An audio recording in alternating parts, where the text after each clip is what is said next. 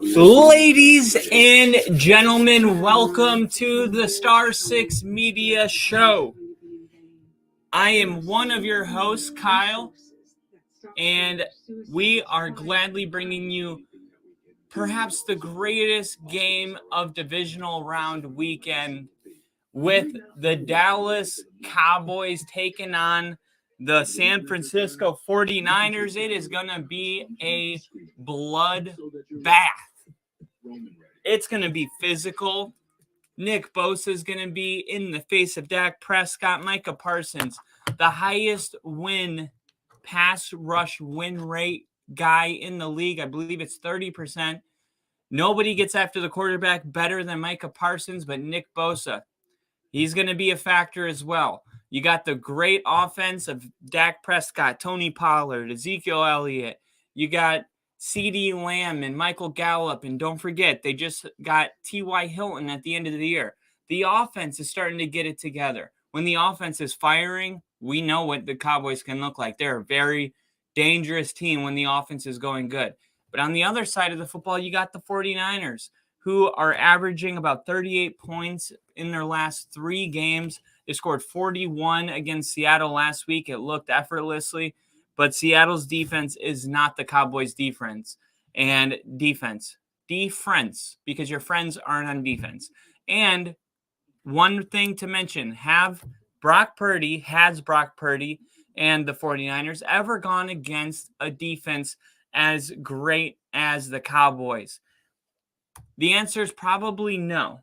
So how does Brock Purdy respond to the pressure of playing against a top unit who's going to be running after the quarterback?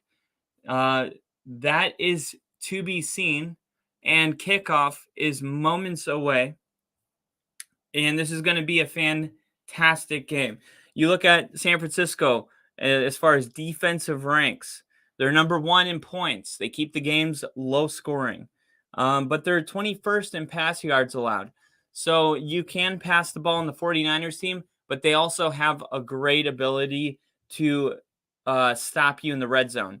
Because if someone's 21st in pass yards allowed, how are they number 1 in points allowed? Easy. Red zone attempts, they're first. Red zone touchdowns, they're first in the league. So when you do get down to that red area, will the Cowboys are the Cowboys going to be able to turn those into points? We have Tyler Fink and Unseen Pets in the chat. Tyler Fink says, everybody better refund those tickets they got for Bills Chiefs AFC Championship game. I don't even know why anyone would have pre-bought them. It's beyond me. The Bengals go to the Super Bowl. They beat the Chiefs in Arrowhead. They're the reigning AFC Championship, team. Then they come into the next season and they're the number 5 on AFC teams to make it to the Super Bowl. 5. And all they did was get better in the offseason. So whatever, people are going to continue to rule the Bengals out for whatever reason. And Joe Burrow is going to continue to prove people wrong. And Unseen Pet says, you were late. I don't know what you're talking about, bro. Kickoff hasn't even happened yet. Get out of here. So there's going to be a lot of matchups today that are going to be, answer a lot of questions about Brock Purdy going against the best defense that he's faced in quite some time. As far as the Seattle defense that he played last week, look, they're ranked last in a lot of different categories. They were last in rush yards. So it made sense that the 49ers were going to be able to run all over the Seahawks like they did last week. But when you look at the Dallas Cowboys, on the other hand, it's a way different story. They are 22nd. So actually not a ton better. I expected that number to be higher. So 22nd, I mean, it's still better than 30. But where are the Cowboys good on defense? Well, they're good on passing completions and passing attempts, passing yards as well. So if the Cowboys can prevent them from Brock Purdy from running the ball effectively, getting them in obvious passing down scenarios, probably is going to be the answer here. Tyler Fink says, if Mahomes is fully healthy and can be mobile, I think the Chiefs can win. If he isn't 100%, I could see the Bengals winning because that limits Mahomes scrambling outside the pocket. Mahomes did say after his press conference that he's already feeling a lot better. The Chiefs versus Bengals game will be close. Chiefs could have won if Mahomes was fully fit. Chiefs could have won if Mahomes was fully fit. Yeah, I mean, I got the Bengals. I'm picking the Bengals. I'll tell you that right now. No need for some big anticipation. I'm taking the Bengals, but the AFC is over. This is about the NFC now. We got the 49ers receiving the ball. Mayer is going to be kicking it off. Mayer struggling, missed 4 extra points in the last matchup against Tom Brady on Monday. And he will kick this ball off. Hopefully, this San Francisco Air has better juju for him because he was awful. He was about as bad as you can be as a kicker. All right, so here we go. Brock Purdy entering the game. Does he have a human moment in him? Does he finally come down to earth? Completions, 18 for 30 last week, 332 yards, 3 touchdowns, 0 picks. And Chase said, of course, a Broncos fan it has nothing to do with the Broncos. I actually like when the Chiefs make it to the Super Bowl and win because it shows the Broncos are playing their toughest opponent in division. I think it's a good look. It has to do with the Chiefs being the 29th ranked defense. They're last in passing yards allowed. They're the worst red zone defense in the league. I mean, it has nothing to do with that. The Bengals have the 3rd ranked defense in points allowed. It's so funny when people say that. I don't care about the Chiefs thing. Like, I actually enjoy watching the Chiefs. I think they're the funnest team to watch in the NFL. It's about the Bengals being a more complete team. They have a better defense. All right, Brock Purdy is going to try to throw it, and he gets under pressure, so the rush gets home. The first sack happens on the second play of the game, and it brings up a long 3rd down here for Brock Purdy. He starts looking right, tries to swing it. Micah Parsons was so good in the backfield, but I think he was in Purdy's throwing lane. Stop with the defense. We know we're bad and we need to improve. It's not that I'm poking. He just, if somebody says you're picking the Bengals because you hate the Chiefs, I'm going to correct them and be like, no, I'm picking the Bengals because of the Chiefs' defense. That's why I'm picking the Bengals. Deebo Samuel at the bottom of the screen. Brock Purdy throws a slant, and this one is good for maybe, see, the original line of scrimmage is going to bring up a 4th and 9, maybe 4th and 10.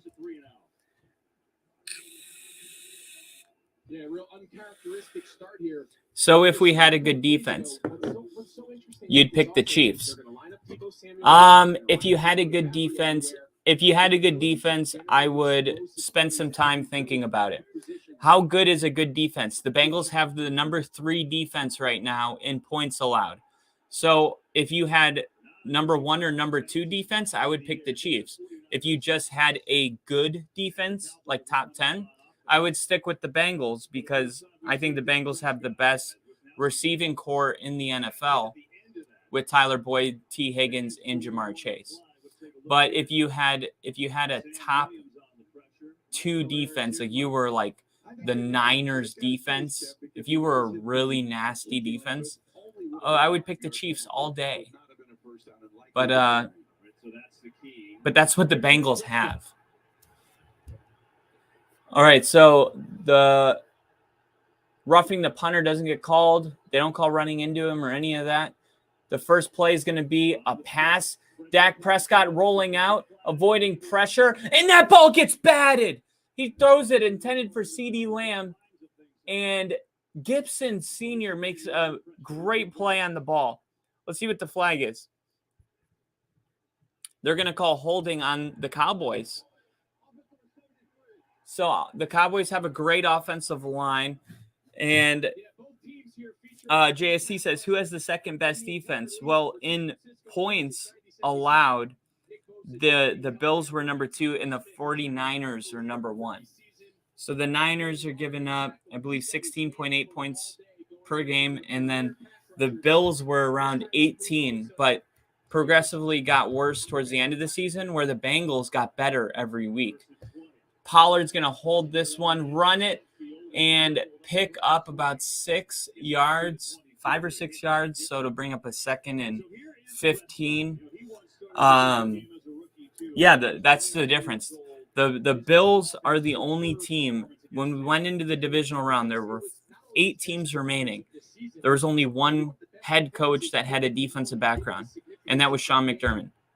It's just the offensive league. It's trending that way. That's why all of your playoff teams are offensive coaches like Andy Reid and Kyle Shanahan. 2nd and 14. It's going to be a pass loading up, and it's caught. That's Michael Gallup. Needed 16. That's T.Y. Hilton. Number 16. Got to get used to that. He's a new player. It throws me off still. They needed 16 yards, and he got 17 right there. Does a deep hook route. Who has the second best? We just witnessed Josh Allen have a bad game. When does Burrow have one? Next week? We haven't seen Joe Burrow have a bad game in a big moment. We saw he had I think he was the first quarterback to make it to the Super Bowl. That was the most sacked quarterback last year. So Joe Burrow, I mean, he did the best with what he had last week. Going into this playoff game, they fixed after the Super Bowl loss, they fixed the offensive line. They spent like $90 million on it. The last 2 weeks, 3 of their 5 starters got hurt. So I thought that he would have his bad game today without his offensive line. And I just don't think he has bad games in big moments. And that is going to be, let's see where they call forward progress. It's going to bring up a 3rd down, no doubt. It's going to be 3rd and maybe 3.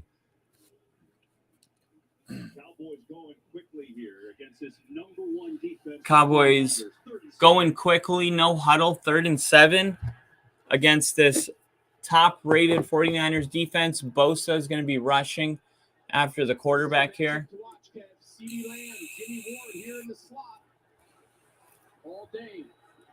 49ers been running a cover 6 this season. Comes from the Vic Fangio tree.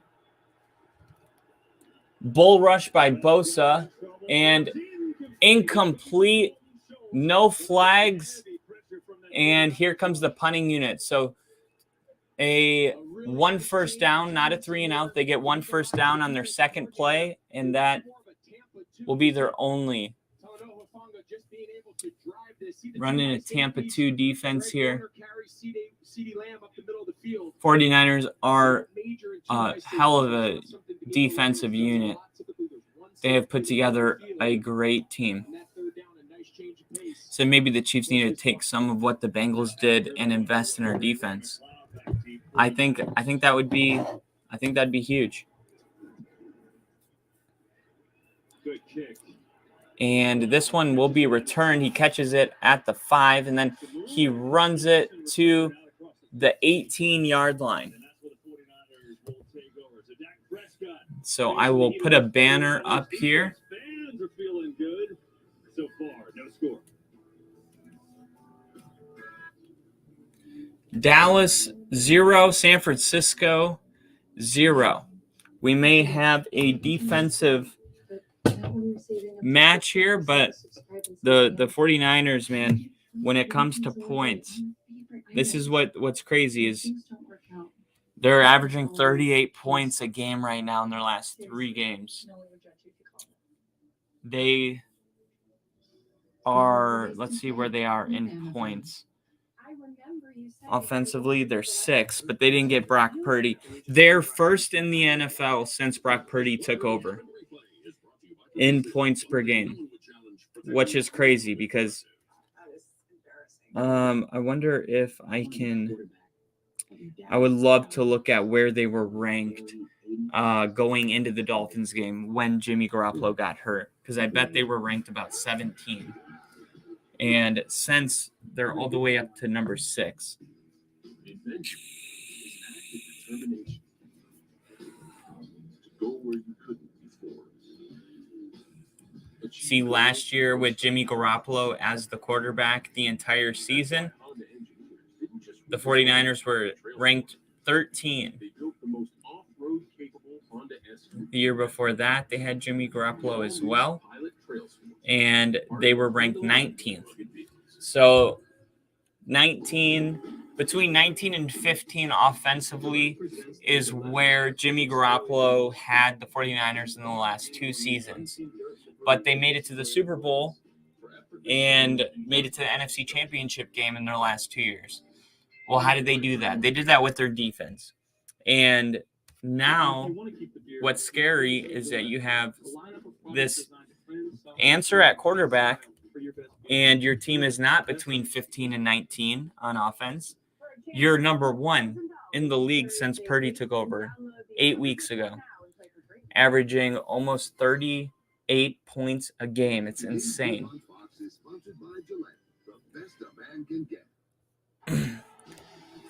Dallas, I mean, they answered the call on that first play. And JC said, that's the problem with being a Chiefs fan. Our defense is not being able to say we have the best or one of the best defenses. Yeah, I mean, it's hard to sell. You know, it's more fun to sell a guy like, let's say, DeAndre Hopkins. It's more fun to get a guy like that. Looks really good. First play on the second drive is going to be a handoff to Christian McCaffrey, and he's going to pick up 3 yards. Against this Cowboys defense, Greg, you said it's the best D the 49ers have faced. Why? Because I think this style that Kyle Shanahan has been able to kind of morph into because of his trust in Brock Purdy and his ability to protect the ball and have more of an impact passing game. Against this team with this pass rush, if you throw the ball too many times, they're very opportunistic. NFL ranks 22nd rushing, 8th in passing for the Cowboys. All right, Brock Purdy, shotgun. Brandon Ayuk in motion. They're going to hand it off straight to Deebo Samuel, who gets hit a yard short, but then continues driving forward. Let's see where they call the forward progress. Deebo Samuel with an explosive run. They're going to mark it a centimeter short. And now they're going to get to the line quick, and they're going to give it to CMC, and McCaffrey is good for that. So that'll be a first down for the Niners. McCaffrey, one of the best trades of my lifetime. I don't know how they were able to get him for a couple third-round picks. It's just, I still don't understand, but looks like Lawrence for the Cowboys is having some problem with his knee. He runs off the field. Lawrence has been a huge player on this Cowboys defense, so we'll keep an eye on that. Purdy in shotgun is going to hold it and throw. And downfield, George Kittle all the way to the 40 in a beautiful pass by Brock Purdy. That was a Purdy pass. That was a Purdy ball. Look at this. Kittle going down. What a great throw in stride. Ball comes out on time in perfect placement.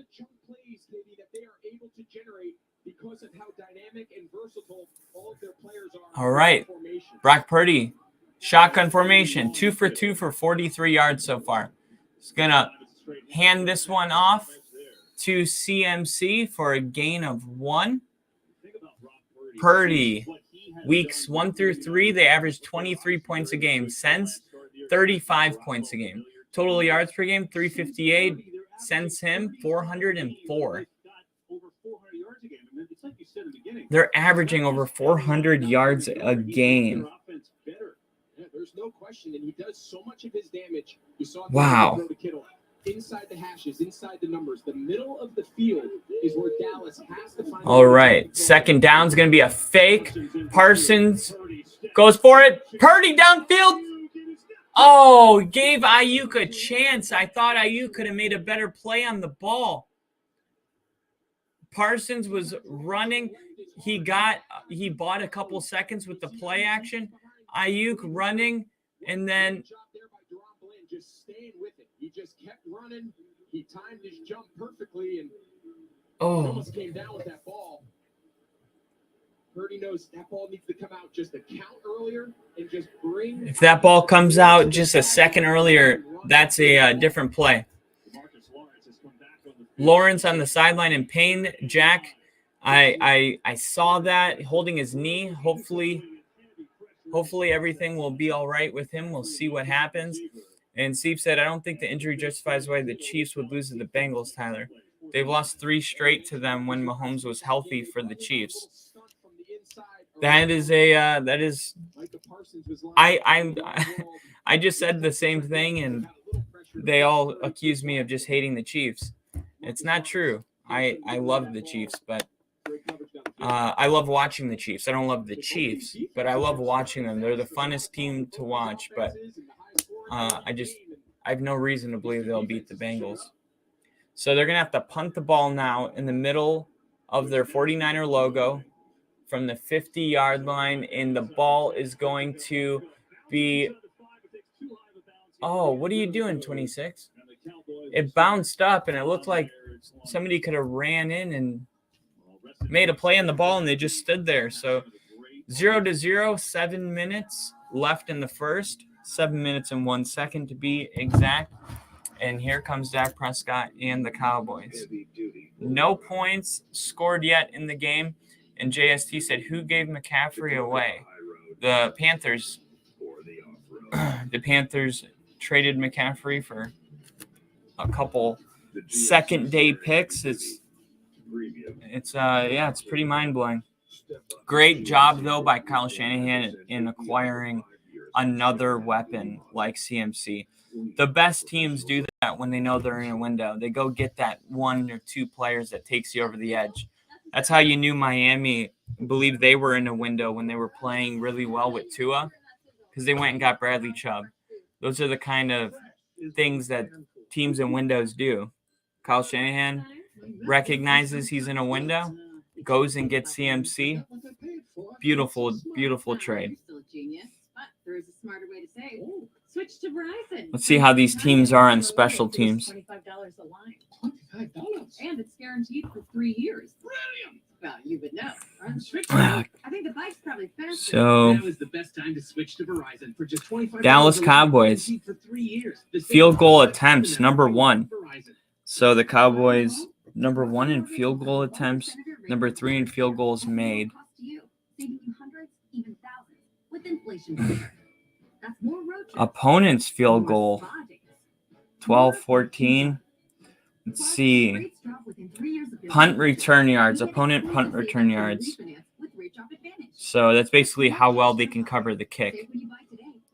The Cowboys are 7th, so pretty good coverage on punt returns. Kick returns are 14th, middle of the pack. The NFC is definitely better. The AFC is better in dodgeball. We're better in golf. And then for their own punt returns, they're 9 and 6.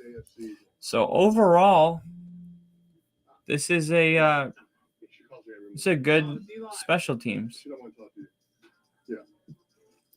And then for the 49ers. Welcome back to the divisional playoffs presented by Intuit TurboTax here at Levi Stadium in Central. 49ers have been, I would say, that would be their weak spot. If there was one on this team, it would be their special teams. Not very highly ranked. See if that becomes a factor in this game.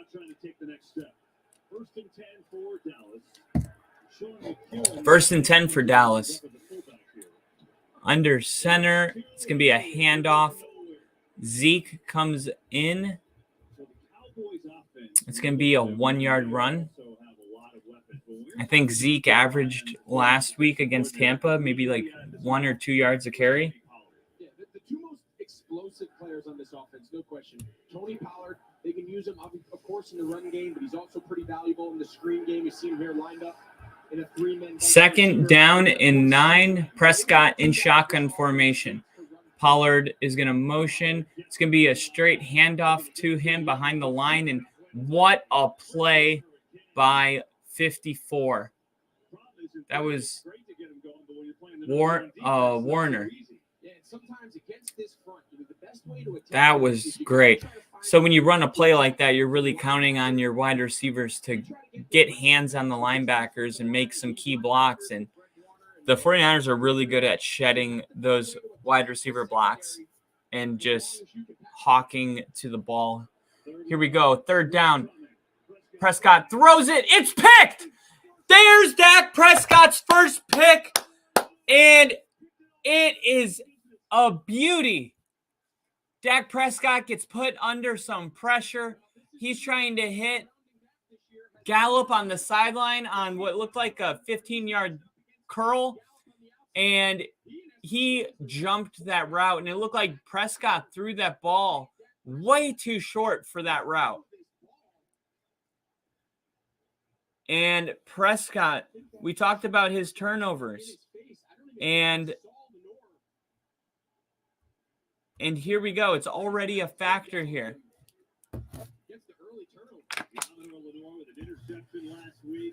Divisional round with another one, and now San Francisco in great shape on the 21.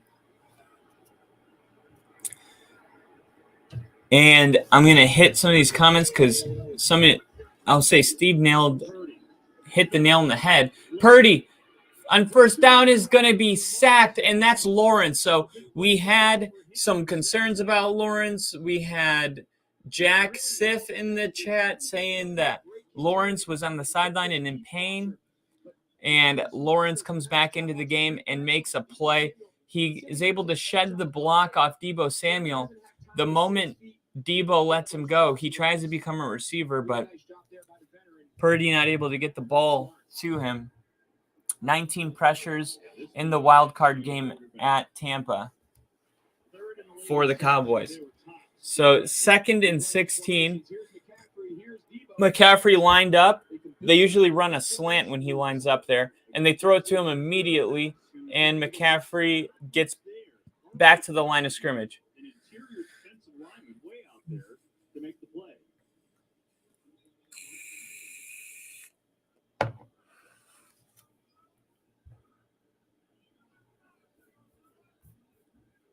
So here we go. Kyle Shanahan looking at his play sheet, calling the greatest play he's ever called on this 3rd and 15. There's only 15 seconds left on the play clock. Here we go. We got him lined up, and shotgun formation, 5 seconds. The ball is snapped. Purdy looking, throwing downfield, caught. He's got Ayuk all the way down at the 9-yard line. 3rd and 15, and he picks up 16. What a great throw. Brock Purdy under some pressure, stands in the pocket, gives his receivers time to get downfield. It's going to take a little bit of time. Offensive line holds up nicely. And Brock Purdy trying to get the first touchdown of the game right here. 1st and goal from the 10-yard line.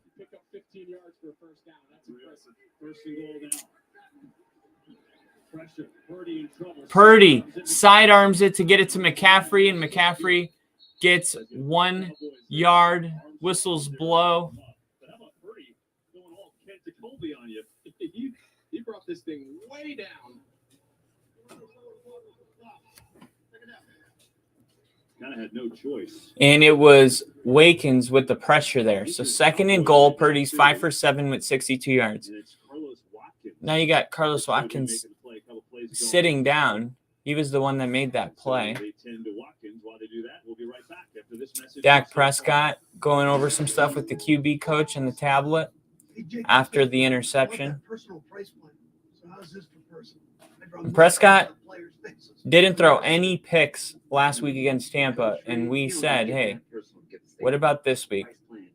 Will the 49ers be able to force him into some bad throws? I think at one point he was tied for the lead in interceptions for the league, but remember he didn't play week 1 through 6. So that stat kind of jumps off the screen. Carlos Watkins able to get on his feet himself himself into the starting lineup.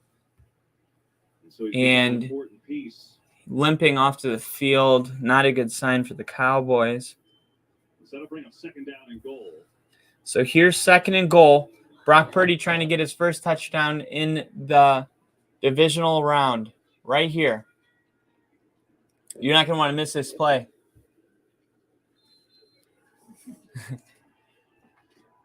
Second and goal. Brock Purdy. This time McCaffrey lined up as a wide receiver.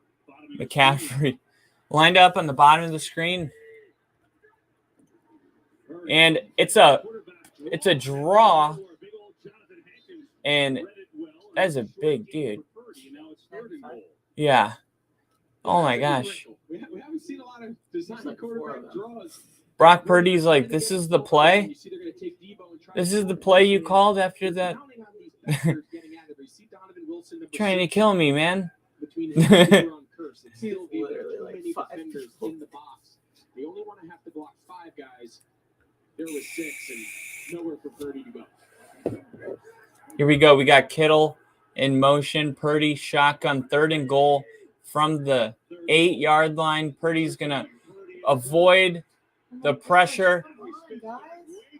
Throws it away.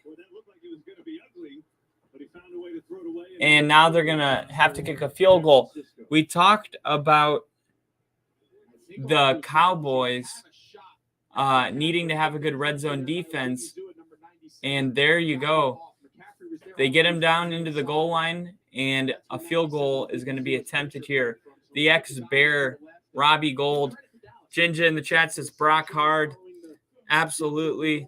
Always Brock Hard. And let's see. Let me hit some of these. Here's Robbie Gold from 26 yards out. Robbie Gold right down the center. Steve said it's not hate against Chiefs or Mahomes. It's just facts. The record is what it is. It's up to them to show that they can beat the Bengals. That's how I feel too. It's like playing King of the Hill. Like when you're on the top of the hill, like somebody has to come up and challenge you and they have to win. You're not going to crown somebody that's not at the King of the Hill. Right now, Mahomes is not the King of the Hill. It's just the facts. But some people don't agree, and that's what makes sports amazing, is that we can debate till we turn blue and then let the game play out. JST said, now the Bills aren't in contention. I think the Niners win. Now that the Bills aren't in contention, I think the Niners win. I mean, we'll see. We'll see how these teams will line up. Because Philly looked really good, but that was the Giants. I feel like Philly played their – it's like everyone got a tune-up game, it seems like. Philly got a tune-up game against the Giants, and I think Dallas got a tune-up game against the Buccaneers last week. So we'll see. Yeah, I heard a body that we're practicing. So, Sweet Jacks.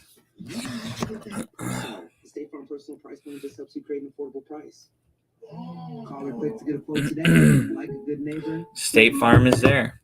Do your own taxes online with H&R Block, and tax season feels just as good as all those other seasons, like football season. Simple returns, file free.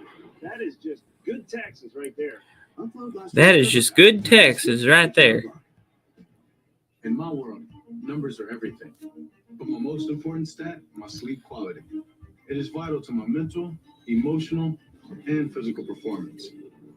The new Climate 360 Smart Bed actively cools, warms, and effortlessly responds to me. Smart sleepers get 28 minutes more restful sleep, and that means I'm at my best. All right. For me, my team, and you. And all I have What are you to looking do for? is get game-changing sleep. Only from Sleep. I can call it. Tune in Sunday, January 29th for the NFC and AFC Championship game. Stats so far at this point in the game. Prescott's 2 for 4. Rings on the computer. 2 for 4 for 20 yards and 1 pick. Tony Pollard and Ezekiel Elliott have an average of 1.3 yards a carry and 1 yard a carry.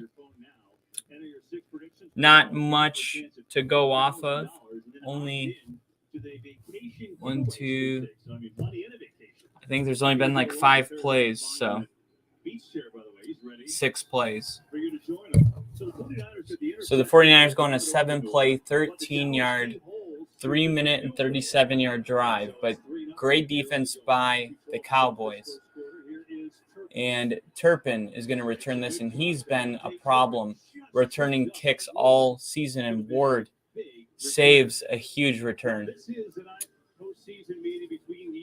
And I wonder if Robbie Gould has the lag to not allow kicks to be returned just because of Turpin's, the threat he is. I wouldn't want him to return, but last week against Seattle, I saw all their kicks. They kind of land them right there where they have to return them, and they try to pin him back. I wonder if that's because his leg's not strong enough or if that's intentional. And so going back to the interception, for Prescott and those interceptions, he led the league in interceptions, we know that, but he also, since they came back, they are a scoring machine. So it has been a fine line for him. Yeah, when we talked to Mike McCarthy, his message was he doesn't want Dak to ever. Steve says Purdy has every chance to be able to win this game when he has Dak on his side. Absolutely, because Dak Prescott is a turnover machine, and the 49ers defense is going to force turnovers. That's what I expect. And they get CD Lamb. His second catch, who had just a 3. fantastic year. Update that. For him, 107 And catches, Ginger said Turpin's a cool story. He is. Selection for Lamb, and think about all that was on his He, I believe he played Canadian football, and a lot of people thought he was a rookie when he returned those 2 kicks in preseason. But I believe he's like 28. 1st and 10. And we get a penalty flag. We'll see what this is on.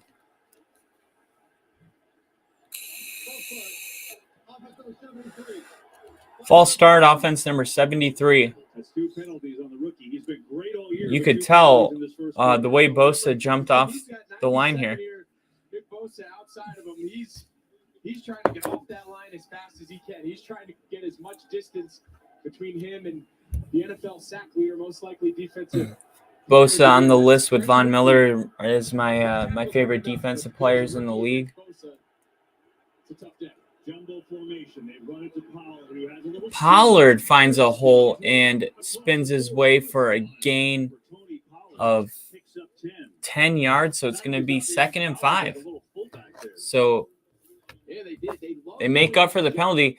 And remember, the Cowboys have been one of the most penalized teams all season. And that's what cost them that game in Green Bay. I think the field goal ended up being 5 yards closer because there was a false start, something along those lines. Cowboys are going to need to play a clean game if they want to beat the Niners. They're going to run it again on 2nd down. That'll be your last play of the first quarter. It'll be 3rd and 2 when we come back. So 3-0, the defensive battle that we expected is exactly what we're getting. Brock Purdy playing against the best defense he's played in quite some time, maybe ever. Definitely not a defense like the Cowboys in Iowa State. I mean, that's something to really think about. People say it's going to be his best defense of the year, but no one's really considering this may be the best defense of his entire life. And so far, the Cowboys are putting a lot of pressure on him.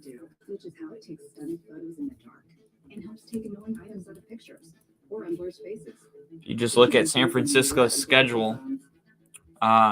Since Brock Purdy took over, they had the Dolphins. It was 0-0 when he took over, and they won 33-17.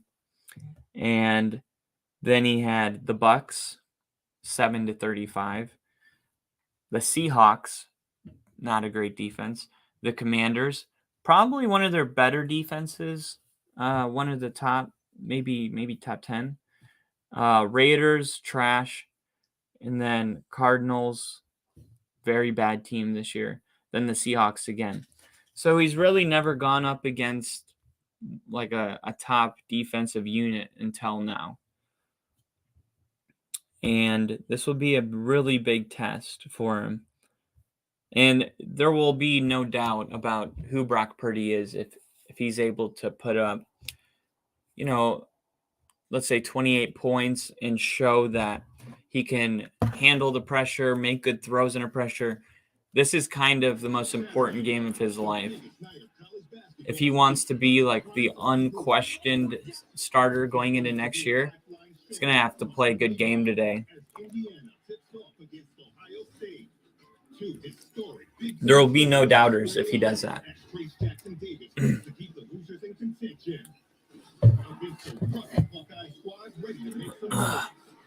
Just at the commercial break, they're flipping the field right now, so we are about to be back.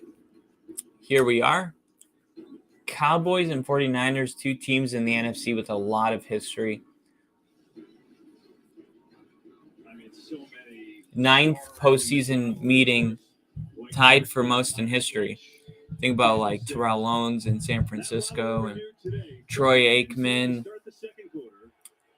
Is this the new era? 3rd and 2 to start the second quarter. Prescott in shotgun. It's going to be a fake handoff, and then he's going to throw it, and Michael Gallup is going to catch this one and gain quite a bit. Another stat people may not follow.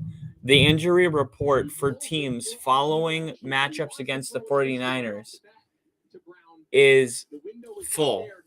So the teams that play the week after playing the Niners, look at their injury report. It's ridiculous how many injuries there are. So the 49ers, their style of play is so physical. They injure opponents just from their physicality. We don't want any injuries, but it's something to note. It's been kind of a split rest with Pollard and Ezekiel Elliott, really almost the whole year. Elliott's been kind of the short yardage. 14 minutes left in the second. The Cowboys, now I would say they're on the fringe of field goal range, but what is field goal range with the way their kicker played last week? Some people said that what they thought that he needed to get out of his missing streak was a long field goal. They said, I think if he kicks a long one, he would be fine. So I expect if they don't get it here, they might bring him out, but this is like an extra point almost. So they're going to run it with Zeke, and Zeke is going to lunge forward. We'll see where they spot him. It looked like he got it. Just judging on our first down line. Let's see where they mark him. That reach to the ball. And he does. First down, Dallas. And Eric Armstead just backdoors Zach Martin, and he almost makes the tackle in the backfield. And just look at the effort. I mean, you mentioned they've been using Ezekiel Elliott, short yardage situations, goal line. He's got a nose for the end zone, and that right there to keep this drive alive. Critical early play in this game was impressive. Here we go. First down. Blitz! Gets it to Elliott, and he gets immediately tackled by Ward. So that is just, wow. The safety. He has been incredible this year. He does a safety blitz. Somehow Dak gets it off right before he gets hit. He almost got the ball batted. That was almost a huge play. And then it gets caught by Zeke, and he gets tackled immediately by Ward.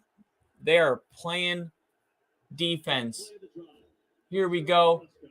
It's going to be a throw to CeeDee Lamb, and CeeDee Lamb's going to go down after a gain of 3 or 4. They're going to mark it, actually. Looks like a good mark. I think it's going to be 3rd and 5. 3rd and 7, okay. D'Amico Ryans, the defensive coordinator for the 49ers, head coach candidate to a lot of teams. The Broncos did an interview with him.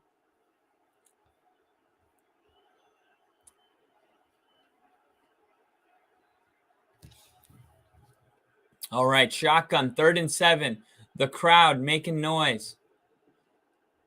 Prescott throws it, and it goes to Lamb. They needed 7. He got 6.5. So Mike McCarthy has been thinking about this decision. I think they go hurry up here. they're going to go hurry up. And let's see. They may just try to get a cheap first down. It'll be interesting to see what they have with their kicker here. But we're not going to find out on this play unless they're snapping it. And it goes to Lamb. And Lamb gets the first down. A direct handoff to Lamb. It almost got stopped, but Lamb able to pick up the yards he needed. And it was Fumagalli who could have saved the first down. We just talked about how great he's been. And on that blitz, the safety blitz, he had a chance, but he was running too fast and he just kind of blew past him, just got a hand on him. Another motion with Lamb. This time Dak keeps it, and Dak's going to take it all the way down to the 2-yard line. And Fumagala saves the touchdown. So you fake it to Lamb, you fake it to Tony Pollard, and then he pulls it back himself and runs it and goes down at the 2-yard line, 1st and goal. So they are 71.4% red zone touchdown this season, highest in NFL.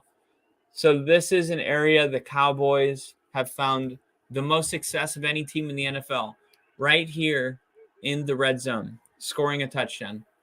Pollard is the back, and he's going to fake it, and then Schultz, touchdown, Cowboys. And I'll wait to see what happens with the extra point. Now it's Brett Maher time, and normally an extra point you think no big deal, but as Tom told you at the top of the broadcast, he missed 4 in a row last week. It's never happened. It worked out this week. They brought in another kicker. He's 50 for 53 on the season, and he missed 4 in a row. If he misses this, it's going to be incredible. The snap, the hold, the kick. It's blocked! Oh my God! It got blocked! No way! So just when you got a kick to build some confidence back in the poor soul, the kick gets blocked by 90. Who is it? 90? It was 56. Oh my God. So a lot of people probably don't know this, and I only know it from a kicker documentary I watched. So you probably know this, but when you're kicking far field goals, you want to have a lower trajectory so the ball travels farther. When you're kicking an extra point, you're not worried about length, it's accuracy, so you kick it, pretty high. That's why 60-yard field goals, 55 and 60-yard field goals tend to be blocked more, is because the kicker's kicking it lower so it can travel farther.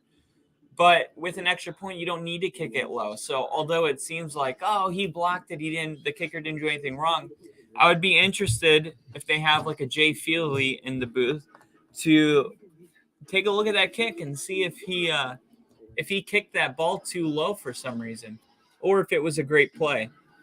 I cannot believe that he just did it. I bet McCarthy is pissed off right now, Jim just says. And Liam says, did he miss the PAT again? It got blocked. The PAT got blocked. So we'll see if it was if he kicked it too low or if it was just a great play. Oh man. So NFL team opposing first quarter points. So these are the teams that play the best first quarter on defense. You'd be surprised. Is Dallas here? See, opposing last one, they gave up 0 points in the first quarter. They're number 5 defensively. And if you guys watched our podcast on Friday, we talked about this. The Cowboys are number 5 in the first quarter defensively, only giving up an average of 3.2 points in the first quarter on the season, while the 49ers are ranked 10th. Okay? So I told this to Rick. I said, don't be surprised if but it would have been good, we don't think. I think this ball's going to miss by 10 feet Hold on. to the left. Watch, he's on the left hash. The Oh my gosh. Down the middle of the upright is over like the right tackle. He says that if this ball got kicked, it wouldn't have been good. Oh my goodness. The ball was low. Listen, Dallas has Defense by quarter. So the Cowboys statistically play a really good first quarter defensively. And the 49ers are number 1 in the second quarter. They average 5 points on the season in the second quarter. Well, they just gave up 6 on this play, so that could be the last points the Cowboys score in this quarter. While the Cowboys are ranked 15th, and they give up 7.5. So I think we go into halftime around tied, and the third quarter is where it gets really lopsided. The Cowboys play bad in the third quarter, and the 49ers play really good. Fakes the handoff. Purdy looking, can't find anyone, staying on his feet. Now he's going to run it and gets 1 yard and gets out of bounds. He did a great job keeping the play alive, keeping his head downfield, trying to find something, but nothing that he was willing to pull the trigger on. And he tucks it and gets a yard. Bush-like clash to the Coliseum is February 5th. Only on Fox as Maher paces. Kittle. Kittle, the reason you're by yourself there, Buff, is because your quarterback's all the way on the other sideline running for his life. But I appreciate it. You always think you're open. Samuel with the direct handoff. He'll pick up 2. So now it's going to be 3rd and 8. Just for that reason, I guess, for helping that run defense. Liam says, Dan Quinn and this we might do school online tomorrow. We talked to Kyle Shanahan. Remember, Shanahan was the offensive coordinator. What do you mean, Liam? When they went to the Super Bowl. Help me out. Dan Quinn in the booth. He is a huge candidate for the Broncos if they don't launch Sean Payton. Dan Quinn will most likely be a head coach next year. Big third down here. 3rd and 7.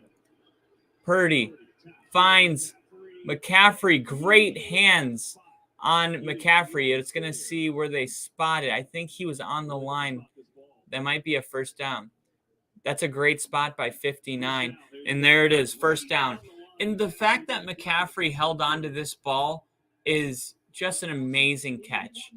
This is not something that jumps off the TV when you're watching it, but he got right there on that first line mark and turned around, and he caught the ball with his hands fully extended, which is how you're taught to catch the ball.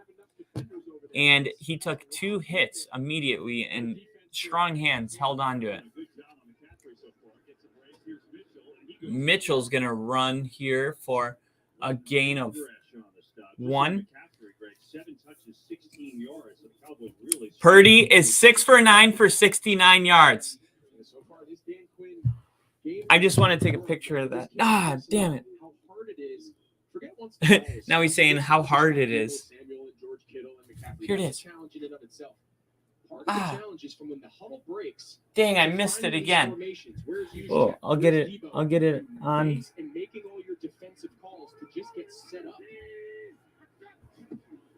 Purdy. Oh no, now he's 6. Now he's 7 for 10. It was. Got it. I got it. 6 for 9 for 69 yards. How Brock hard are we? You gotta love that.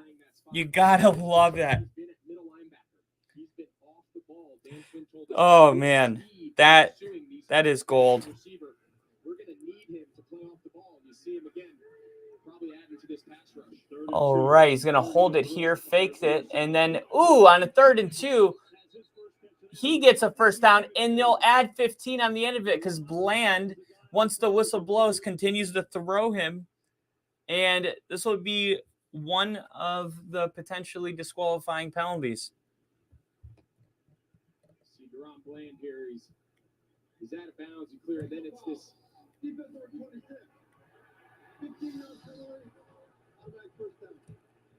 It's that little hip toss there. Oh my God! Clearly stopped. He's clearly out of bounds. There's no need for it. You've made the tackle. Just move on to the next play. There's no reason to give. Try to bring some people into the channel. Putting up a quick tweet here.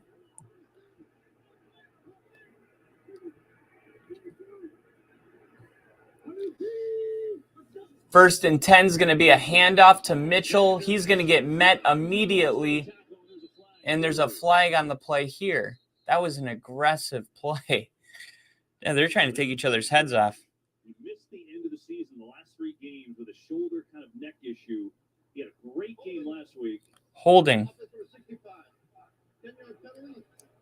It's on Aaron Banks, so we'll move it back. But Dan Quinn told us from last year to this year, Leighton Vander Esch is their most improved player. Yeah, we asked them, and the 2 guys involved in that last play, you'll see here the hold on 65. He clearly grabs him. But the 2 guys he mentioned, Deron Bland, the rookie who was kind of starting there at nickel due to some injuries. Now he finds himself playing on the outside, opposite Diggs. So that holding penalty is going to bring him back a little bit. Jinja says, nice.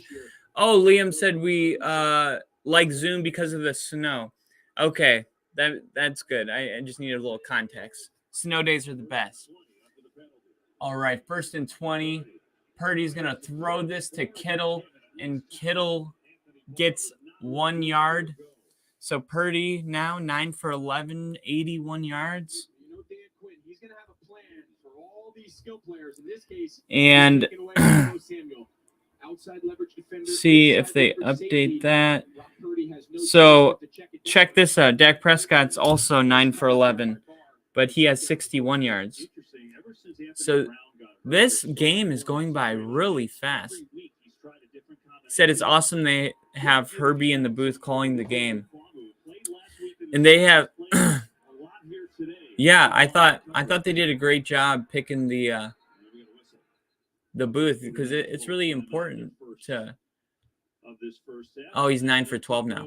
It's really important to have the right people in the booth because you know you got the whole world watching. There's only 4 games. It's almost an honor. I think Tony Romo and Jim Nantz always call the AFC Championship, and for the NFC, who would do the NFC Championship game? Do you think it would be Herbie in this group, or the 49ers right now are not in a lovable field goal. So I think that they would want to try to get a little bit further, but by no means do they have Mar. And if you guys didn't hear, they said on the announcer came and they looked at where he was kicking it. This is the field goal. He said the kick would have went so far left.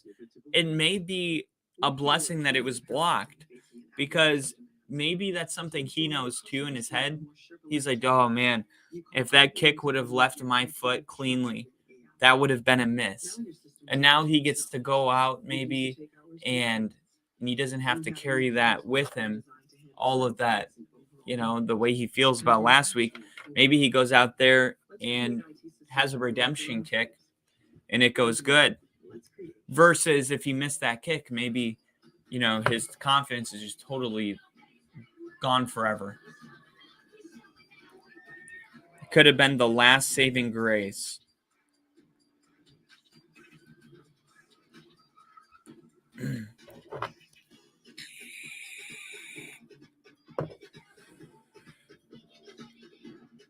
is the icon of vacations.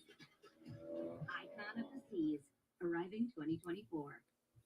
I remember when I got my first glimpse of the mountains, I had to take a breath. Gronkowski saying that Tom I Brady, was determined to be out there. he said Tom Brady will return to whatever team that makes him the most excited to play the game of football. Obviously, we know that Rob Gronkowski is Tom Brady's BFF, and he's saying he would be 100% surprised if he returned to the Patriots. Meanwhile, Julian Edelman, who played with Brady and Gronkowski, does not think Brady will return to Tampa. Yeah, I don't feel like he's going to be in Tampa. I don't know about the New England one. I feel like that would almost feel like a regression mentally. We wouldn't view it that way. All right, 2nd and 19 snap. He's going to throw this one to Deebo Samuel, who needed 19 and got 18. 18 yards for Deebo Samuel. Wow. Look at Purdy. He goes through 1, 2. He goes through 3 progressions. That is great for a young quarterback to see that. Looks one place, looks another place, looks third place, throws it. I'm not sure why the game moves so slow for such a young quarterback, but 3rd and 2 coming up. Empty set, no running back. He's going to roll out. Now he throws it in the area for Deebo, just outside of his grasp. Now it's 4th and 2. What do you do? Let's see what Kyle Shanahan does. He could tie the game here. And, yep, here comes Robbie Gould and the Niners to tie this ball game. You could tie the ball game. 3:48 left in the second quarter right now. Cowboys have all 3 of their timeouts. Only the Niners have 2. And here is the kick, a 47-yard attempt, 47. Snap, hold, kick on its way, and the wind moved it a little bit, but it moved it in a good way. It was perfect. Right down the middle, the ex-Bear knocks it home. Rick must love that. And Jen just said, just got back from taking my kid to her mom's. It's hazy beer hug time. Time for the IPAs to come out. Let's effing go. Hazy IPA. I know that beer. What happened to the Voodoos, the Rangers? Is it I used to drink a lot of Miller Lite, and then I switched to Coors Light. And then after like a year and a half, I went back to Miller.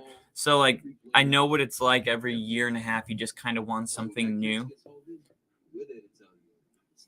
So maybe Haze IPAs are just your other go-to. He said I went with a hazy IPA variety pack this time. Spicing it up. It's the playoffs. You know, the football, there's more on the line. I like it. Mix it up. Let's get some variety going. 42 degrees here where I am. Sun is setting. I can see the beautiful ocean off of my balcony. It is a gorgeous day. Love the trees out here. They're the air. Living in Florida for so long, you get used to not having fresh air, and I just love having the window cracked open, and you just get this fresh air, just pure O2 come in, and it reminds you to take a look outside the window and see this beautiful place that we call America.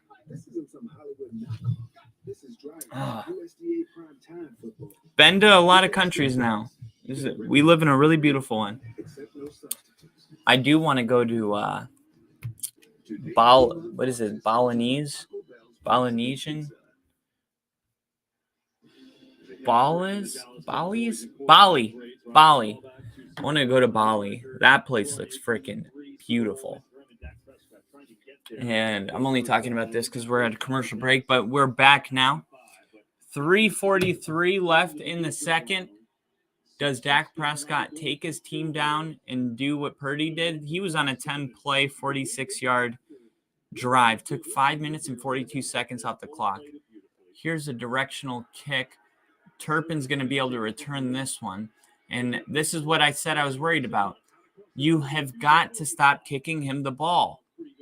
I just wonder, is Robbie Gould not able to kick the ball out of the end zone? Jin just said, I just noticed that is a Packers and Broncos hat in one. Did you get a custom made? No, this is actually this is an original hat from the Super Bowl in 1998 when the Packers played the Broncos and the Broncos won. It's just a way for me to show if there was ever a question of who I love more, I wear it on my hat. Quick throw down here under pressure. Oh, he's hit late. That's going to be a flag. That was such a fucking bonehead play.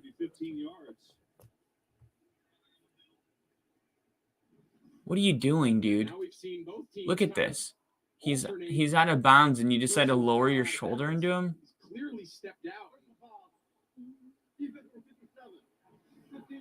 Kyle Shanahan doesn't like that. I would be pissed off. You literally...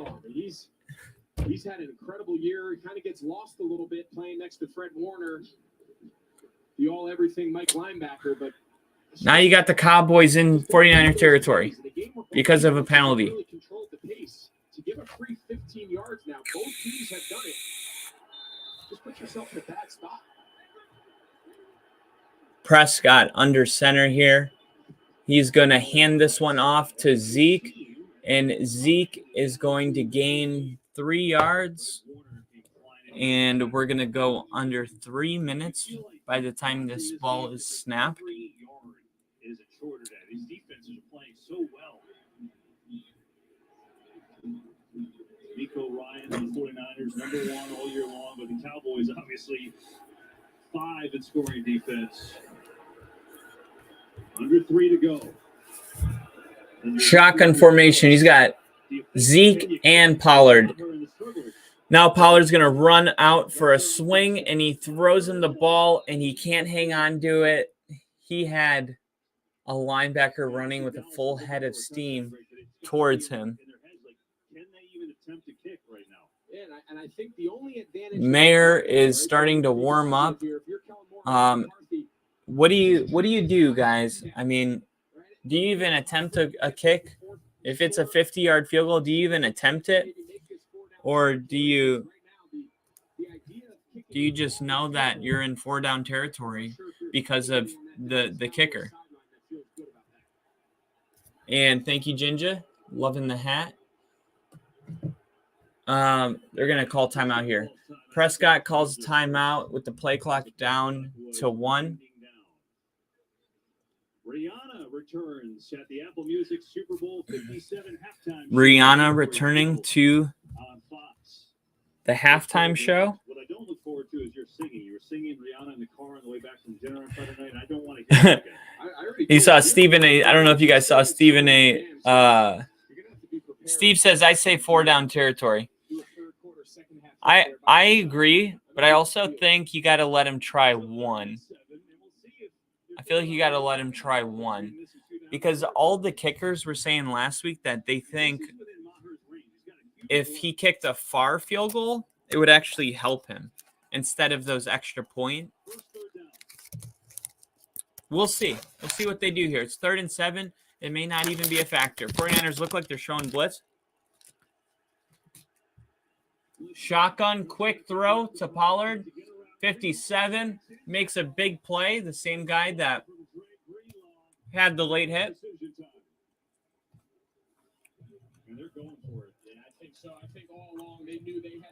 Oh, I feel bad for him. They're going to go for it.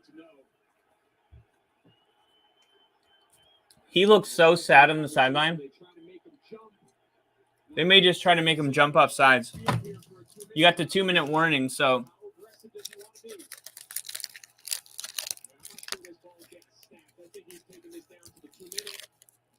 Give himself a chance to reassess what the plan is after he takes this down under 2 minutes. 2-minute warning. Well, he's still got a decision to make, David. So we'll see what they do. 2 minutes to go in this first half. Hard-fought game. Niners, Cowboys, all tied up. 49ers weren't fooled. He literally pointed at Dak Prescott and started laughing when he was trying the hard count.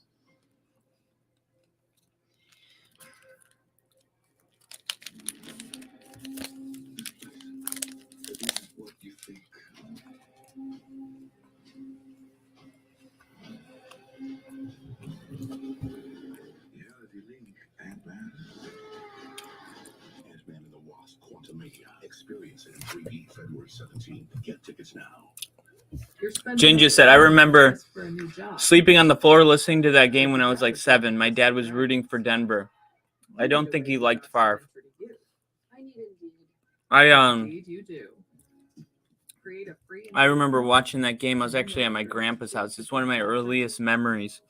I don't remember the game itself. I just remember there's pictures. There's pictures of my dad wearing kind of like a Packers sweater. And if you've ever seen pictures of like the late 90s, it looks, when in the 2005 time, I would look at these pictures and be like, what are you wearing? And now I look at those pictures and I'm like, dang, Dad had some cool style. Like, it's like everything's coming back. Everything's cool again. Like snapbacks, wearing like sweatpants with like Nikes, like, but in the 2000s, it was like everyone liked their pants to be baggy and everyone wore like True Religion, and stuff like that. Fat Farms.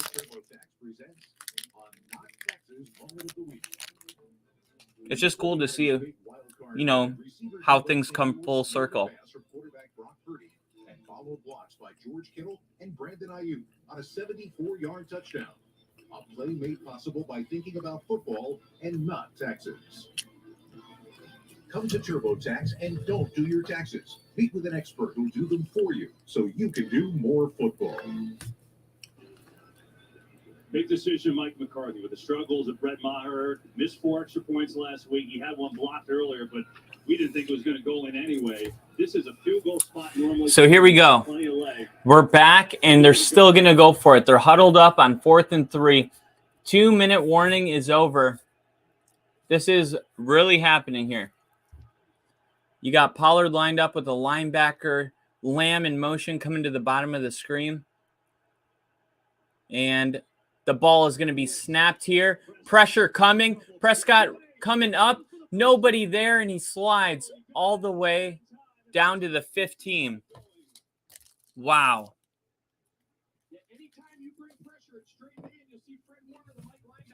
Jen just said gray sweats and sweaters, baby. Good old Fat Farms.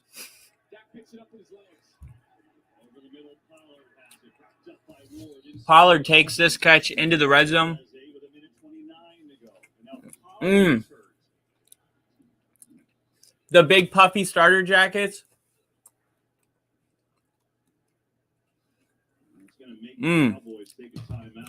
North Carolina gear. You see Jimmy Ward, he kind of drops. It's very similar to what happened last night against Patrick Mahomes. Injury timeout concern for Pollard. Pollard injures his ankle on the play. It looks very similar to what happened to Patrick Mahomes. We'll see what that's about. Cookies. Biscuits. A little nutmeg in there? Oh, it's my mum's secret recipe. You can tell me. It's a secret. Is it cinnamon? You guys have done a pretty good job not using the bathroom today. But I got to use the bathroom really quick. It's a commercial break. I'm sorry. increase in your rates last year. You have rights. I'm not entirely sure what they are because I'm not a lawyer. It's just a charming British actor. But I do know this. T-Mobile has price lock guarantee, and that means they won't raise the rates of your talk, text, and data ever. Join T-Mobile and experience price lock guarantee. A guarantee you won't look back. That's a guarantee. Am I saying guarantee too much? Act now and get 4 new lines for $25 a line. Come to TurboTax and don't do your taxes. Meet with an expert who will do them for you, so you can do no taxes. Anybody ever seen anything like this?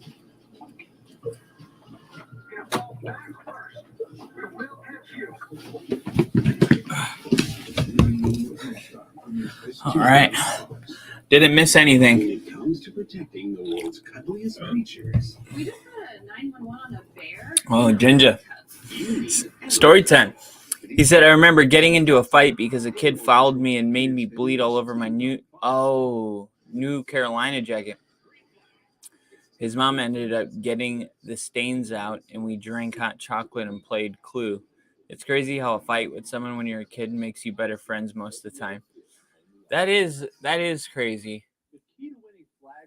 You know, I also think that's like a more of a boy thing. Boys can get in fights and then have kind of like a.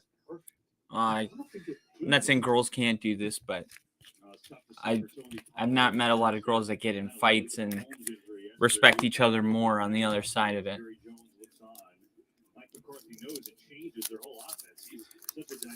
Ginger, it's a dude thing for sure. We're just also more aggressive by nature.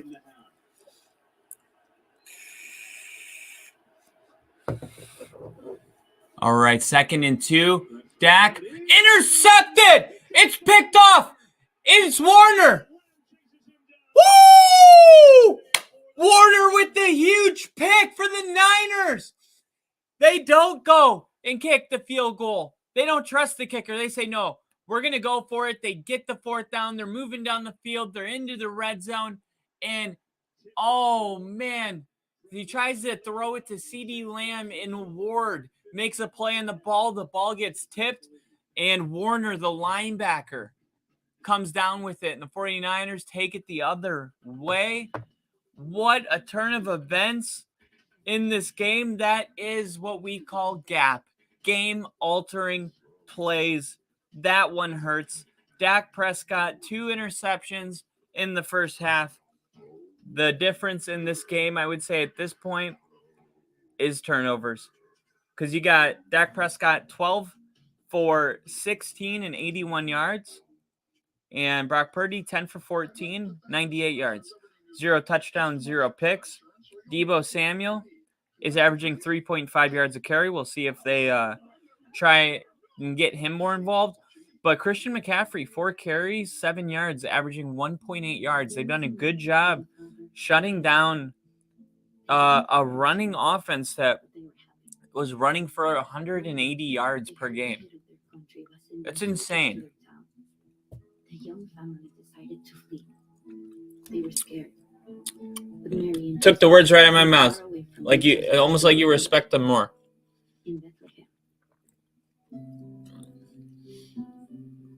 Same as a missed field goal, pretty much.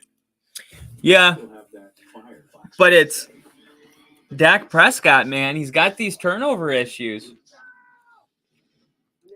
Some of it's just bad luck. It's not all just, you look at his picks and like Brett Favre, you would see picks and be like, dude, that was just, what the hell are you doing? That was such a bad pick. Some of these picks are just unfortunate for the Cowboys.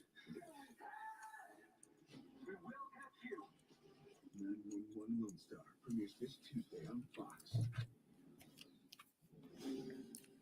What were you thinking when you threatened that girl? Ooh. I'm really worried. Let me plug in here. Do something bad. And what about police?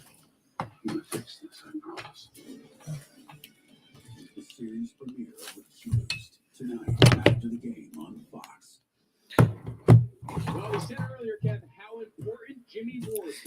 cornerback, how I can tell when my phone's really about to die because it starts lagging.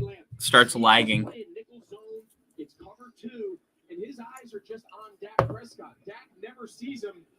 Dak All right. throws the ball off of Jimmy Ward's chest, and it bounces. Steve says, back when dudes were dudes and men were men, nowadays they end up engaged to one another.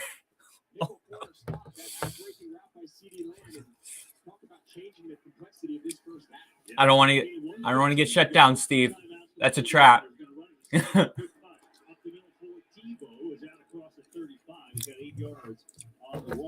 So Purdy is 10 for 14, 98 yards. They finally get a yard or a run that averages more than 1.2. Nowhere for McCaffrey to go that time. Golston was there on that stop. They're a little conservative here. They're not going to use a timeout. It's 3rd and short. Doesn't seem like. I wonder why the 49ers are being so conservative. I'd expect Kyle here with 2 timeouts. They got 2 timeouts, and they're just. Give Robbie Gould a chance as time expires. He's going to finally take a timeout now. Yeah, interesting. So they do call a timeout after wasting all that time. And while That was still awesome, Steve. Jinja, Steve, I love you guys. You guys are awesome. Coming up on the Verizon halftime show, the fellas will break down the first half of your game. Plus, we'll check in on the highlights of the Bengals beating the Buffalo Bills. And who would they pick this thing in Arizona? So the Super Bowl is in Arizona. Oh no, Zeke being carted off the field. I mean, Tony Pollard. Such a great year for him. Meanwhile, Kyle Shanahan, you said it took a long time to take that time out. He lost about. It makes sense. Seconds. I know why he did that. He did that so in case they don't get this 3rd down, they don't give the Cowboys a bunch of time. That's why he took that time. So it's 3rd and 1 here. 3rd and 1. Purdy hits Debo in the middle of the field, and now they'll call their timeout. So they call. Interesting how they've used this. I guess they don't want to get Dallas another opportunity, but it's been so aggressive with Purdy these last 6 starts. Steve said, I don't think they want to chance anything before the half and pull a Dak. I mean, like I said before, they have Dak on their side. Yeah, I think they don't want to give the ball. They don't want a chance that the Cowboys can get the ball back. So you run the clock all the way down to 30 seconds. Then you call your timeout. And on 3rd and 1, now if you don't get it, you punt the ball. And they only have 20 seconds and they have a whole field. Now they're going to take knees. But now that you got the 1st down, they don't have any timeouts. I would have said, hey, let's snap the ball with 1 second and save the timeout. Because they have no timeouts now. So they need about 15 yards probably to feel good about a field goal. Oh my gosh. Parsons with the blitz, or just a normal pass rush for him, right here on the edge in the bottom of your screen, gets right around George Kittle. Then he gets around the offensive lineman. Then he gets to Purdy and gets the ball tip. You had 2 people. Damn, he just threw McClingy. So Kittle, his job right there, he's a receiver, but he's supposed to get a good shot of Parsons. Man. So good. Here's Purdy. 17 seconds. Pressure from Parsons. Purdy downfield. He's got Jennings out of bounds. What a throw by Brock Purdy. Well, if you're Dallas, this is just backbreaking. He snaps the ball. Purdy snaps the ball and just immediately rolls out to his left to get away from Parsons just to buy the time. And then he throws this downfield. Purdy has plenty of time. Wow, now they're in field goal range. Now you got to be super careful here. You got 12 seconds. You don't want to chance this. Wouldn't be surprised if they just run it. Oh, they're going to throw.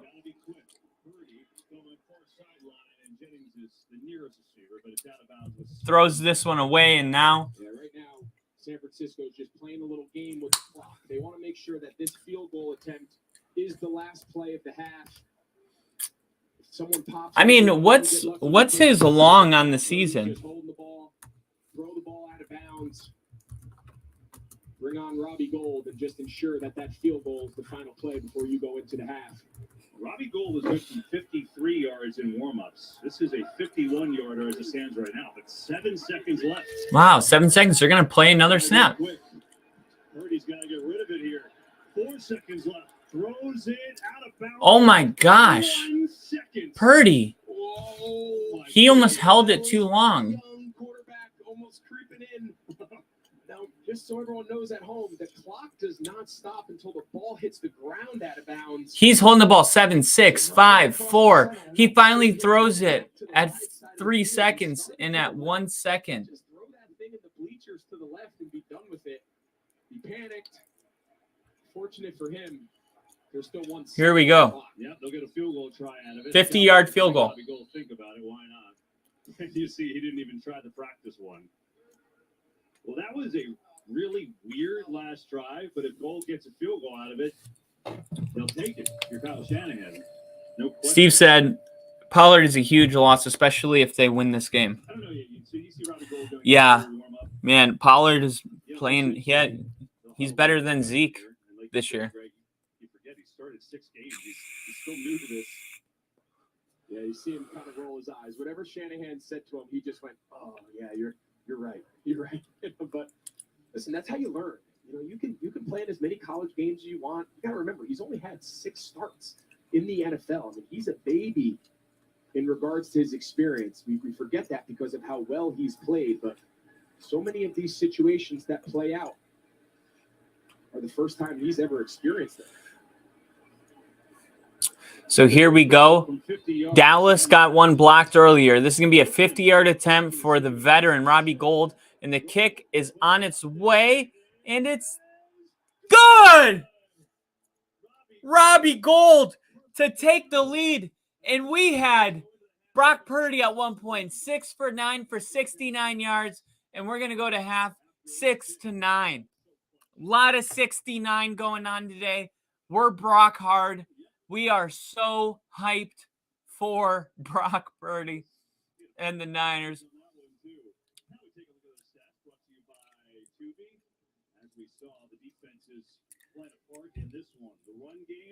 All right, first half stats, 55 rush yards to 27. 27 rush yards for the 49ers.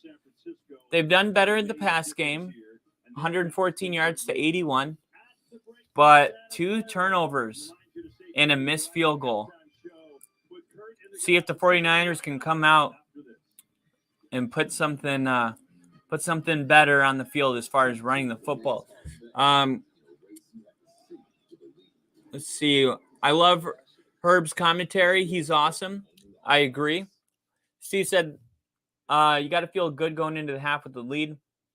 Adds a huge boost to Purdy's confidence. And it does. And when you saw Brock Purdy come out last week against Seattle, he didn't have his best half. He didn't have a bad half, but he didn't have his greatest half that we've seen. And Kyle Shanahan, instead of catering to him and trying to build his confidence, he's holding his players accountable, and he said, "Hey man, the plays were there to be made. You just didn't make them." And a lot of people would say that's harsh. He's a young guy, but my old football coach used to have this quote because he was actually a very inspirational coach. He had Lou Gehrig's disease. So when I first met him, his hand was like very, very limp, and I didn't know why. And if you guys don't know, that's ALS. That's a death sentence. I don't know if they've been able to find a cure for it, but at the time, he had about 3 years to live. And he was the head coach of a Christian high school, and the other teams that we played were like where the rich kids go, and they had, these air-conditioned, amazing amenities. they had their, people like Tim Tebow would go to Nice High School, and they would pick those schools because they would go to Tebow was homeschooled. So his parents basically just went to every high school and they were like, my kid's going to be in the NFL. What is the best high school for me to pick? And there were just a lot of colleges that have a very, they take it serious. Like, it's not like, I don't know, Wisconsin high school football, where when we moved back to Wisconsin for like a year in the middle of high school, and it was like a joke compared to this. It was like very, very serious, connections with recruiters from college, yada, yada, yada. Well, this small Christian school, we didn't even have our own practice field. We couldn't even play a home game. Every game was a road game. We had old weights and old equipment, and there were two quotes. One says, "A man shows who he is by what he does with what he has." And the other one was, "Treat a man as he is, and he will remain as he is. Treat a man as what he will become, and he will become it." And I always loved that quote. And Kyle Shanahan not catering to Brock Purdy and saying, look, there's plays to be made, you're just not making them. He said in a press conference, Kyle Shanahan said, he doesn't act like a rookie and we don't treat him like one. I think part of the success that Kyle Shanahan's having with Brock Purdy is the fact that he's not treating him like a rookie. He's treating him like a professional quarterback. He's holding him accountable to the plays that are missed and all that kind of stuff.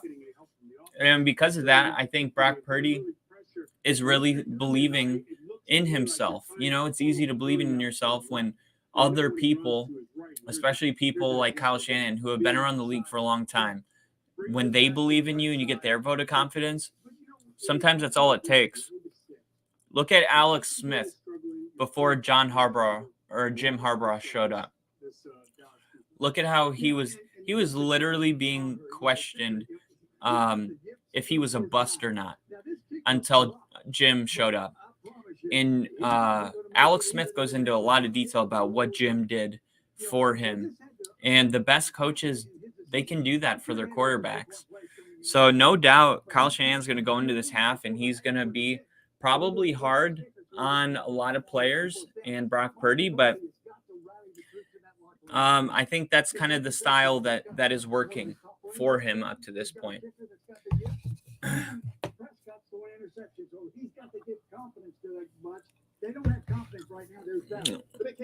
Steve said, my dad would say to tell a woman, instead of 69, how about 68? You do me and I owe you one. Oh my God. Oh, that's awesome. That is gold. Wouldn't that just be a P9, Ginger? Yeah, Steve, the good old P9. Hey, Woody. I didn't know you were down there by my feet. Come here, buddy. Good boy. Good boy. Come here. Come here, buddy. Good boy. Come here. Come here, buddy.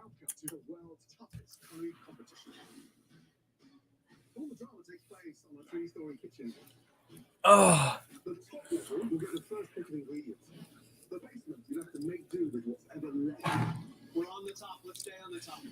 Good old P9.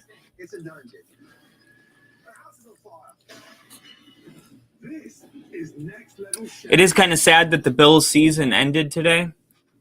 I really enjoyed seeing them, and I picked them to make it to the Super Bowl in the beginning of the season. But that's just the reality. Divisional round is like when it really sets in that football's ending. Because it doesn't really... You get like the initial hit if your team misses the playoffs. It's like, that was our last game. But then you just kind of turn your attention to the playoffs. And you're like, there's a ton of football left. And then wild card ends. And you're like, oh, divisional round. You're distracted because now we get to see Kansas City and Philly play. And then once divisional weekend ends, it's like, oh, this is the end. This is the end.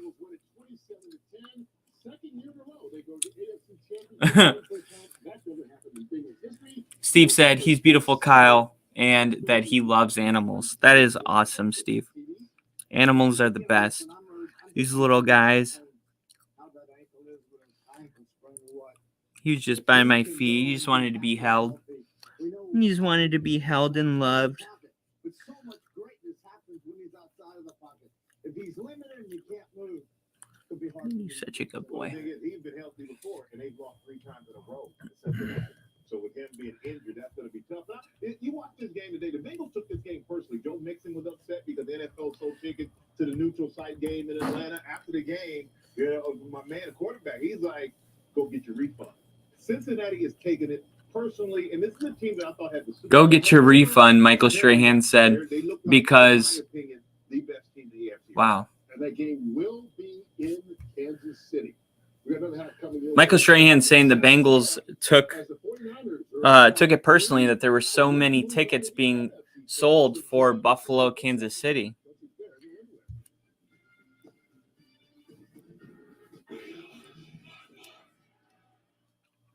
Seatown Electric Plumbing, Heating and Air is Washington's preferred contractor. Seatown is your one-stop shop for whole home services. Electrical, plumbing, heating, cooling, even underground work like I should get you a little tiny bed. upfront pricing and no hidden costs. Our work is done by professionals, certified technicians you can trust. Let me get you a pillow or something.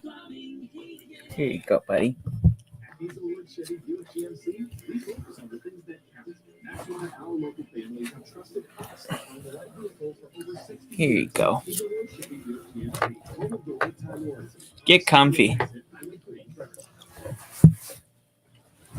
There you go. All right. We got the animals. We got the football. This is the life. Steve said, yep. Burrow said, hey, man, that's my bitches to beat. And now Joe Burrow is going to have to go into Kansas City again. You got to be thinking a little bit that the Bengals are. They're like, man, twice in a row we got to go into Kansas City, but also they do play better on the road, so there might be something to it.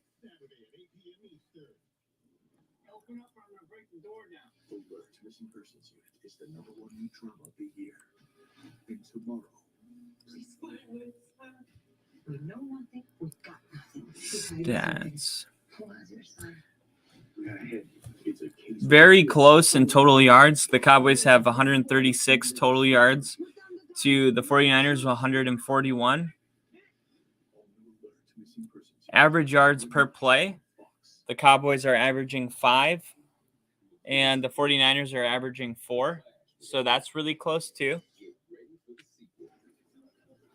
Obviously a really close game. And then running the football, for me, that's the big shocker. I'm very surprised that both these teams together only have, 83 yards. I really thought that the 49ers would have more yards than 27.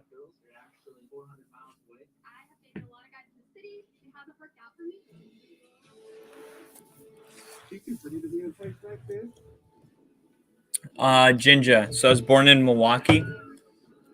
See your comment here. I was born in Milwaukee. When I was really little, we lived in Wauwatosa, and then we moved to Sun Prairie. And there's a place called Swamico by Sun Prairie and Green Bay for about a year and a half. And then when I was 8, we moved to Jacksonville.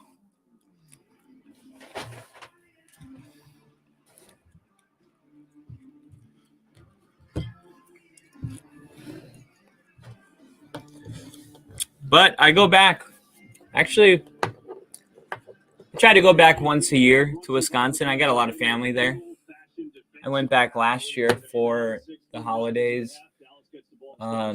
But my dad and my mom don't live there anymore, so I don't go there a bunch. But I try to go there at least every 3 to 5 years. I got a great grandma there.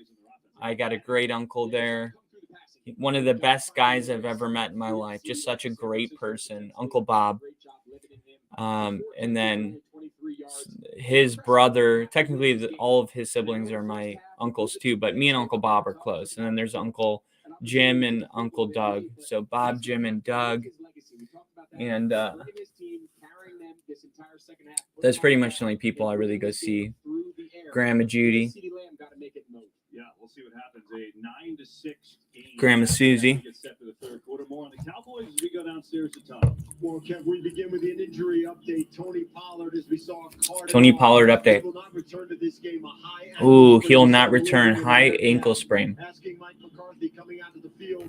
He just said the rest of the offense is going to have to make up for that huge absence and try to make an adjustment. Now, when it comes saying the rest of the offense is going to have to make up for that huge hole that Tony Pollard is going to leave. And when he left with the injury, we were hoping he would be all right because we saw a couple times. We saw Lawrence leave a little hurt, and he came back in and had a QB pressure in the next series. So I guess we were really optimistic when he ran out the field. They compared it to Patrick Mahomes' injury. So in my head, I don't know why I thought he was going to come back into the game, but he will not, and that's a tough one. Second half, they're all top 2 in the NFL. 49ers, number 1. Dallas will get the ball to start the second half. Turpin's going to take a knee. Well, remember, Kevin, we had a chance to speak with 49ers defensive coordinator D'Amico Ryans this week. He said for Dallas, their biggest key to the game was stopping Tony Pollard. So when I talked to Kyle Shanahan going into the half, I said if Pollard is out, which we know. All right, so 6-9 ball game. Cowboys start with the ball. 15 minutes in the third. The game starts right now. Dak Prescott, shotgun, no Tony Pollard, Zeke. Heavy dose of Zeke coming here in this second half. Here we go. Gallup in motion. He's going to hand it to Zeke. Zeke is going to get 3. Number 1 rushing defense in the league, the 49ers. Now you'll lose Pollard. This is it. This is it. There is 2 quarters remaining in the season for one of these 2 teams. Who will it be? T.Y. Hilton in motion. They got 4 receivers, and Zeke is the lone back. It's going to be a pass. He's trying to find the slant. He pump fakes, and now he's going to go down a little short. 54 almost took his head off. And now here is 3rd and 1. If you guys are joining right now, just wanted to say thank you. And definitely like, share, and subscribe with your friends. Welcome to the show. And this has been a show. And this will be an important 3rd down. They're 2 for 6. The Cowboys on 3rd down today. Average yard, 5.5 yards. This is 3rd and 1. It's going to be a quick throw. And it's a great play out to CD Lamb. Some great blocking. Now he's got some grass stuck in his helmet, so he'll run off the field for a second. And Ward with a big hit. No, CD got it fixed. He's in the game. Lined up at the bottom of your screen. 1st and 10 on the 43. It's going to be a fake handoff, some play action. Good pressure coming, and then Fumagala, I think, was there with it. Uh-oh, is he all right? He's fine.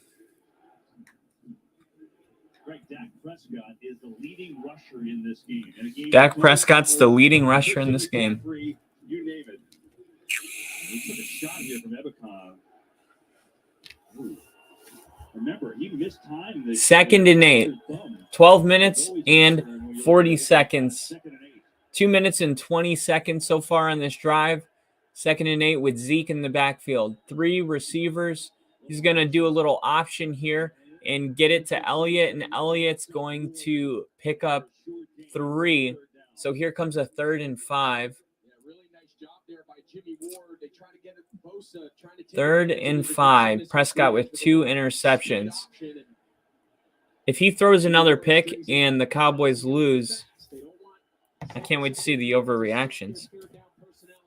Here we go. 3rd and 5. Dak, shotgun.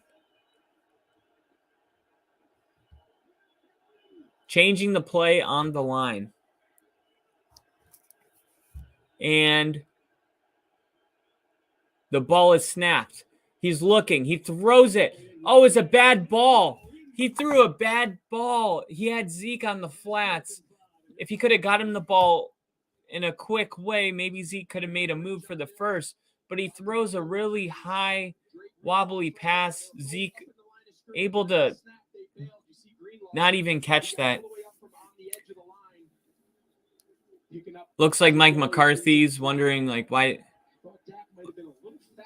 Could have been more accurate on that. Been a lot faster. Just all happened a little too slow. Short liner. And this is going to be returned. The ball's on the ground.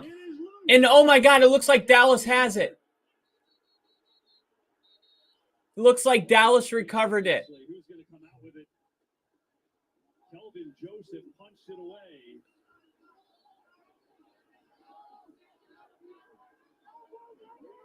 I'm with you. I thought initially, after the ball was kicked, I thought I saw a Dallas player. Cowboys ball. McLeod, he catches it. And then when he gets tackled here, the ball just gets knocked out. Joseph hits him from behind, and it looks like just not good ball control.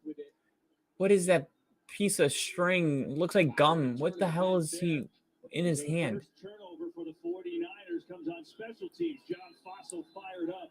Puts them in golden position now. So now the Cowboys are in great position. They're 1 yard away from the red zone after the fumble. And it's going to be a direct handoff to CeeDee Lamb, and CeeDee Lamb picks up 2 yards before he gets tackled. The interception earlier makes a short-handed tackle there. And they're trying to get CeeDee Lamb into this game. He has 5 catches, 32 yards. That's not the production, the explosive nature they're accustomed to him. So any way they can get. Wonder if we will see the same punt returner. Just a matter of time before it breaks. But as we said to start this half. All right, 2nd and 8. In the red zone are the Cowboys. Not with a trusting kicker. Quick throw. It's going to be a screen to CeeDee Lamb, and he's able to pick up, what is that, 9 yards? So it's going to be 1st and goal. 1st and goal. Man, they've ran that play so much, it seems like. These little quick screens, and they just keep working because of the block, the great blocking by the wide receivers for the Cowboys. Cowboys run up to the line really quick. Now you got Zeke in motion, and there's that right over the middle to Schultz. Haven't said his name.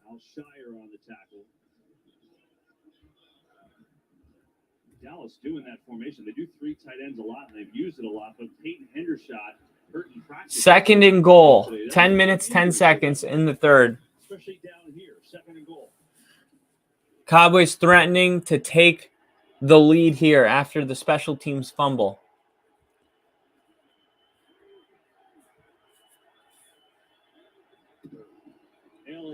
Elliott with the ball, and he doesn't even make it back to the line of scrimmage. Nick Bosa holding his stomach. Maybe, see, did he get hit in the gut or something? Just nowhere to go.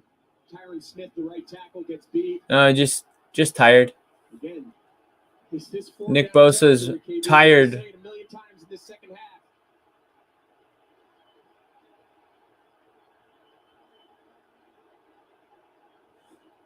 And here he goes with the spin move. They get out of... Oh, it should have been picked. It bounces off of a wide receiver, and here comes the field goal kicker to tie the game at 9 apiece. Wow. Oh, that ball should have been picked.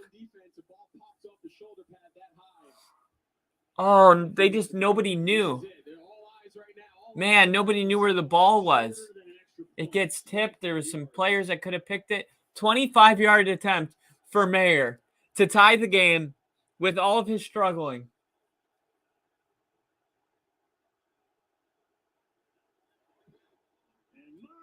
Oh, he made it.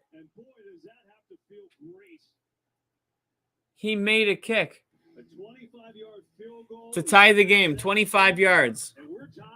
We'll see what happens if it comes down to a longer, further kick. KC saying, I hope Mayer makes this. Sending good vibes to Mayer. It worked.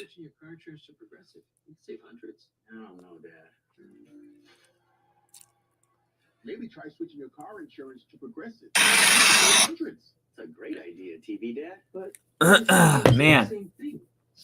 So he finally makes a kick after not being able to for the last game and a half.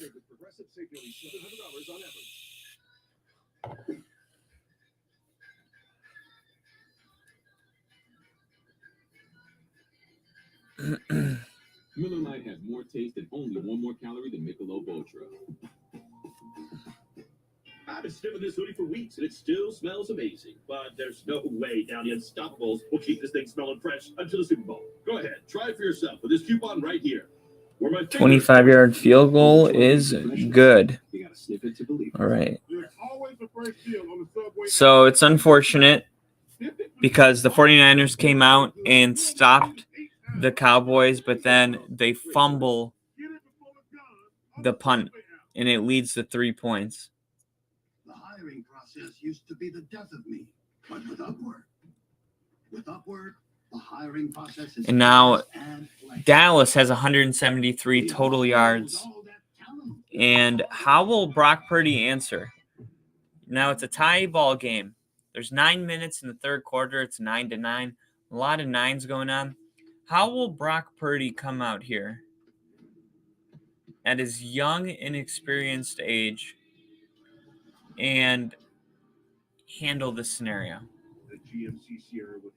Because what you don't want is you don't want to be down 9 points. You don't want to be down 7 and see how Brock Purdy handles that. This would be a much better time to kind of calm down Brock Purdy. It's a tie game, right? You don't feel a lot of pressure. Make sure you get a touchdown in this drive so that you don't have to see what Purdy is under real pressure like that.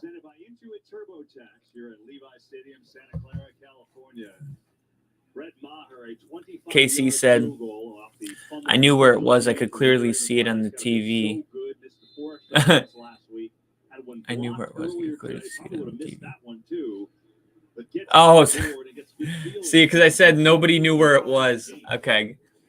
Comment came in late for me. I got you. And then KC, they're going to take this one out. And then he finds a hole. He makes a spin. And this camera angle's trash. All the way to midfield. Wow. A 53-yard return right after he fumbles. Right after he fumbles the punt return. They keep him in. And he has a 53-yard return. And they're going to start this drive in Dallas Cowboys territory. Jerry Rice loves it. Still wearing the pirate hoop earrings. Career long on the return for McLeod. Now the 49ers set up. Gonna pitch it to CMC, who's gonna gain 3-4 yards here. And then he said, I think I know why Dak's throwing picks. He doesn't look off his receivers in the short. That is possible. Steve, I got your Kyle's lagging on the score updates again. Oh yeah, I should just take the score updates off. Run the ball at this Dallas defensive line, but so far to this point, I was waiting for one of you guys to tell me the score was off so that I knew how lagging the connection was. So, okay, we were lagging by 4 minutes. Thanks, Steve. Hand off to Samuel, but Lawrence is able to wrap him up in the backfield. So it was a 2nd and 5 after the pitch to McCaffrey. And now they lose 3-4 yards. So it's going to be a 3rd and 9. Marcus Lawrence, defensive lineman, Micah Parsons, of course. Oh, Most of these snaps, they've had 4 safeties on the field. Oh, man, 44.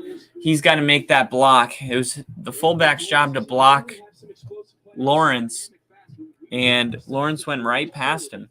So far, he looks right.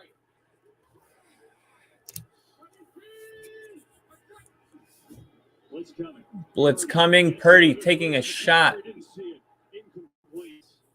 Donovan Wilson came on the safety blitz. And after the big kick return, Dallas gets off the field right away. Impressive. Yeah, both these defenses have been Man, so now they're going to have to punt the ball after the incompletion. And, you know, the announcer makes a point that he says, Steve, Casey, you were testing us. Do we need to have the little lady come in and show you how to do it and embarrass you again? No, the announcers just said that the big kick was for nothing. And I kind of disagree. Because if you get a good punt here, there we go. There we go. Inside the 10-yard line. So now you got a 91-yard field here. So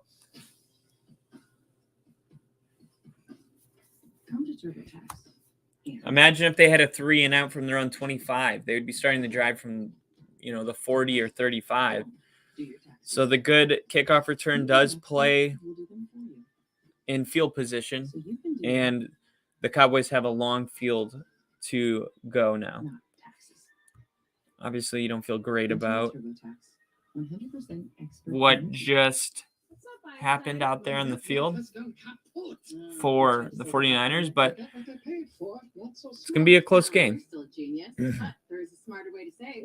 Switch to Verizon. For limited time, get Welcome Unlimited for just $25 a line. $25? And it's guaranteed for 3 years. Brilliant! Well, you would know. I'm switching. I think the bike's probably faster. Now is the best time to switch to Verizon for just $25. He said Dallas has been having good defense against the Niners D.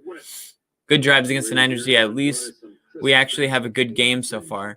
That's another good point. We've had a lot of blowouts. I mean, 2 of the 4 have been just complete blowouts. I would say the Chiefs-Jags game was fun. But besides that, it's been ugly. Try the new toasted baguettes from $1 delivery fee on our app. It really sets up, though, for a difficult championship game to predict.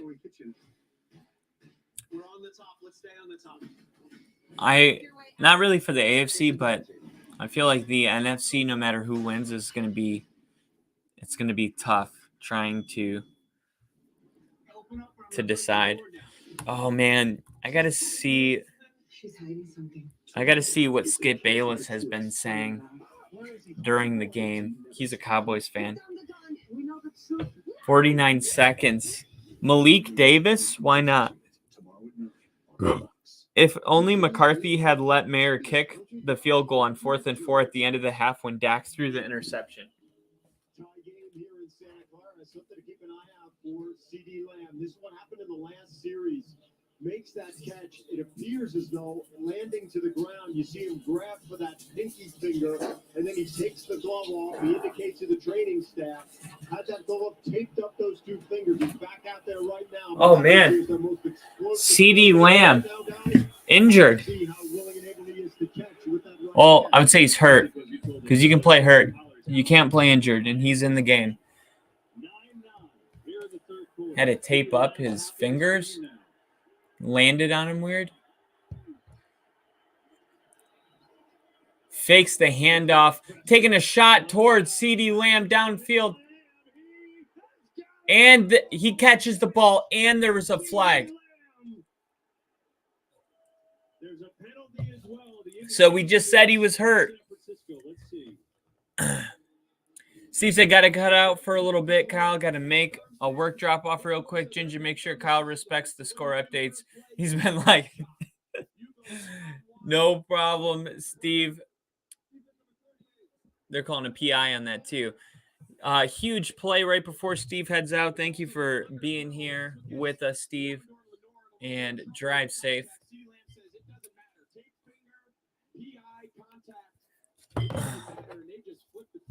7:10 left in the third after the huge play. Now, I'm going to go back to the big kickoff return. If they wouldn't have had that big kickoff return, had a 3-and-out, kicked it to them, started on the 35-45, and had that play happen, you know, if you're 49ers, thank God you had that big kickoff return because it happened on the 10-yard line. Without that return, they're in the red zone after a play like this. Falling down off his face and then surviving the ground, Greg, right? I can't stress to you how hard that catch is to not only look up, you got the lights, the ball's a little bit behind. Great catch by CeeDee Lamb. Strong hands. Through the contact to the ground, that's as big time as it gets.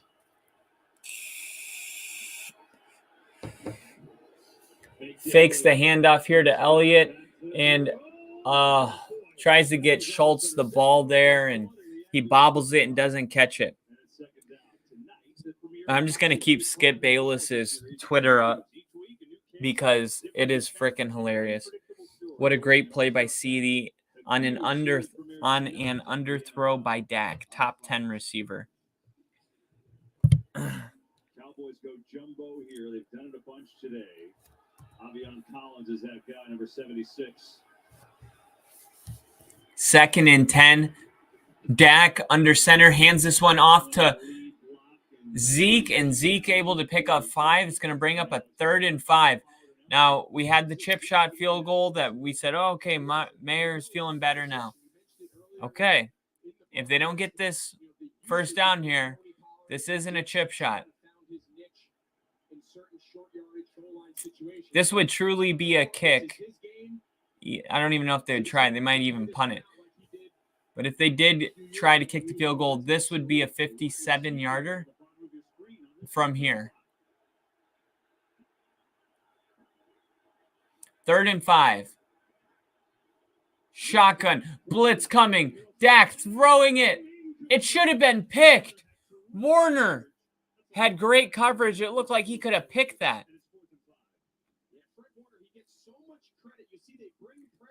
Fred Warner able to go stride for stride with CeeDee Lamb. That is just a great job for a linebacker.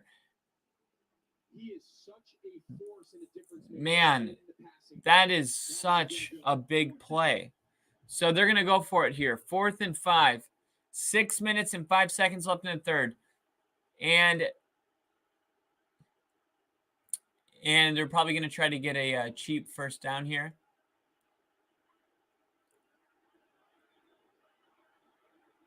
You'd think they would want to keep their timeouts. Yeah, they're going to punt it. Delay of game. There it is. Yeah, it was like, no, they're... I guess, let's see. What is the longest kick?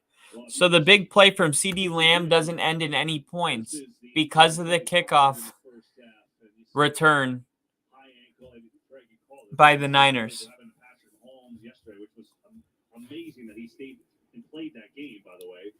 it's every offensive player, every ball carrier's nightmare when the defender wraps his arms and then kind of just sinks his weight into the back of your heels. You just hope that your foot's able to get out from underneath the turf. We saw it yesterday with Mahomes and today with Pollard. When it doesn't, Here we go. The punt, and it will be fair caught on the 9-yard line. All right. D'Amico Ryans giving a little extra love to Fred Warner after the amazing coverage downfield on CeeDee Lamb. And then Ginger saying, I'm on duty now, Steve. I'll watch him for you. And then Ginger, did you see Shannon Sharp trying to fight the entire Grizzlies team? And that was the Lakers Grizzlies game, right? He's still a beast. Oh man, I like Shannon Sharp because he was a Bronco, but sometimes he really annoys that living crap out of me. I can only take small doses of Shannon Sharp. If there was a player trying to fight on the field, he would have had a huge problem with it. But then here he is out there doing it. He's like just very divisive. But he's a Bronco. So oral treatment for COVID-19. Could it be right for you? If you have I kind of like him just because he wants the Broncos to be good, and when the Broncos aren't playing good, he's like one of those guys that really like he'll tell you how it is, because he cares about the Broncos. So he's definitely a guy. Skip.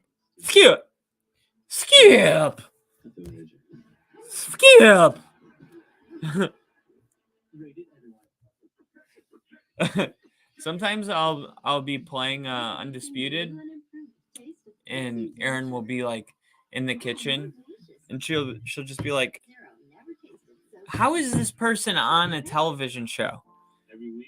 She'll be like, if he can be on TV, you can be on TV." And I'm like, "Thank you. Thanks for the support. Means the world to me." We see you, Daniel, training hundreds of public defenders to provide equal justice for all. We see all of you across the nation putting up the numbers that inspire change in your communities. Skip saying, if Dak throws higher and a little longer, it's a touchdown to CeeDee Lamb on linebacker Warner, who was beaten. You're delusional. That was great coverage. Skip. Skip. Cowboys trying to get other teams to jump gets a little stale. Yeah. At least when Rodgers does it, he does a really good job of selling it. When the Cowboys do it, it's like it just feels stale, like you said. It's the perfect way to say it. It's just like, come on, really? We're doing this again? Ooh, looks like Lawrence. False start. I think DeMarcus Lawrence might have been in the news. Yeah. They might sort this out. I was like, yeah, they said false start. I'm like, what the hell are you talking about? Okay. I was definitely thinking it was on Lawrence. I've always wondered how Lou Holtz was on that show at the end of the night with Saturdays with Mark May. Ty from the Pat McAfee Show does the best Lou Holtz impersonation ever. I'm gonna have to find that. That sounds. I love impersonations. I literally will just watch them for hours. And this is gonna be a handoff to McCaffrey. McCaffrey is going to pick up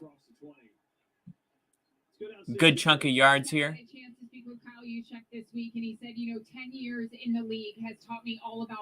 Kittle not happy with the way they threw McCaffrey down at the end of that play. Even in a season, really. He said, last week during that Seattle game, I think the 49ers are going to score a touchdown on this drive.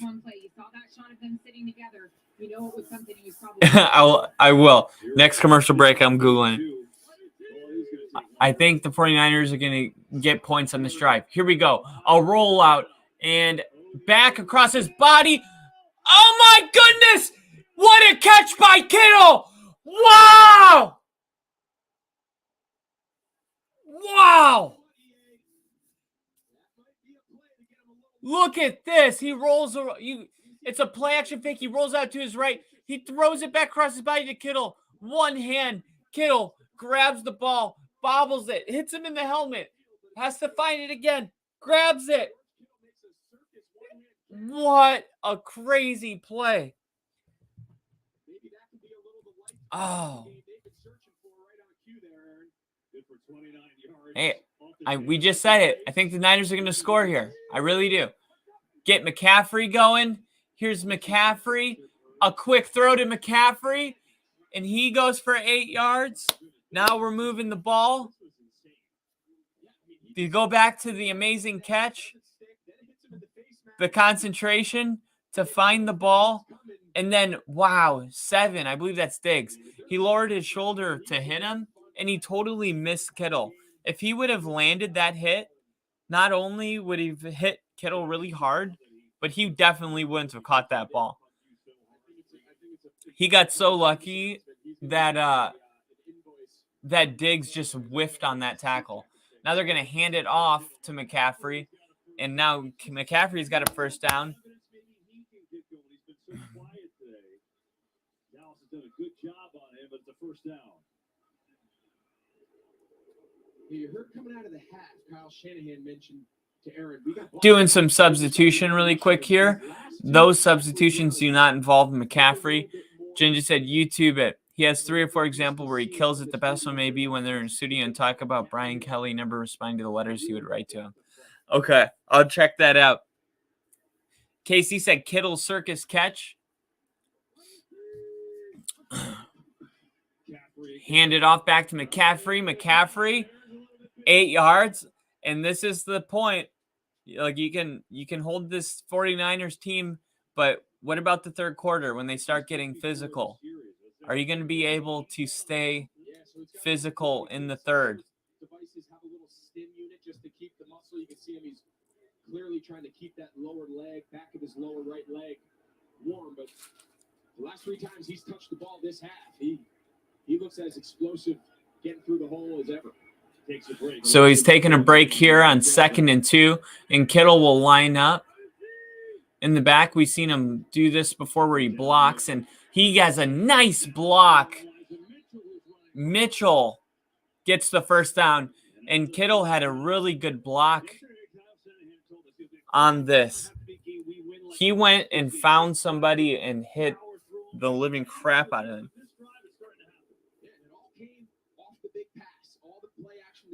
12 first downs for the Cowboys and for the Niners. Here we go. 49ers, are they wearing out the Cowboys? Gotta imagine he's gonna be back. Yeah, look where he is now. He's back at Mike linebacker, getting him around the ball. Mitchell, not much there. Ooh, big hit on Armstrong on Mitchell. So only a gain of 1 there. To Las Vegas. See the Manning brothers as the AFC and the NFC head coaches do skills challenges. First ever AFC NFC flag football game. It's Sunday, February 5th, 3 Eastern on ABC, ESPN Deportes, and Disney XD. All right. 2nd and 9.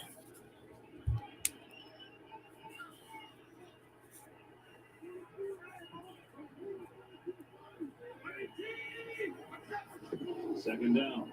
Purdy, quick throw. Oh, my God. It's a fake handoff and a quick throw intended for Ayuk. In Diggs, I believe he leads the league in interception. It goes right through his hands, but really, it just bounced off. It hit.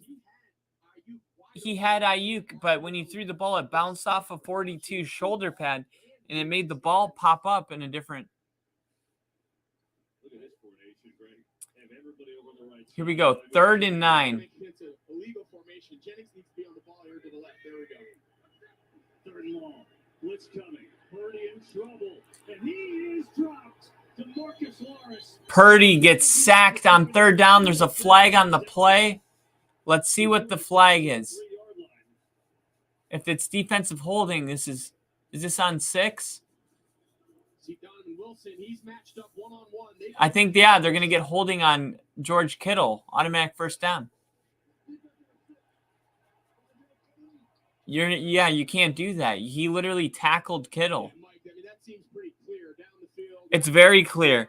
And it's also clear that I don't even know if that he didn't hold him on that play, if it would have mattered. McCarthy, what are you laughing at? He literally tackled Kittle. You're not allowed to just commit a penalty because it wouldn't have mattered. The big catch off his face and now draws that penalty, and it's 1st and 10 from the 15. McCarthy thinks it's funny. I hope the 49ers score now because Here's Samuel on the reverse, breaks a tackle, penalty, fly. you know the 49ers or the Cowboys are, I think, the most penalized team in the NFL. It doesn't help when there's obvious, clear penalties on the field and your head coach is laughing. Maybe that's why they're so heavily penalized, because you don't hold them accountable. Behind the secondary of the defense, pretty quickly into the start of that play to Samuel.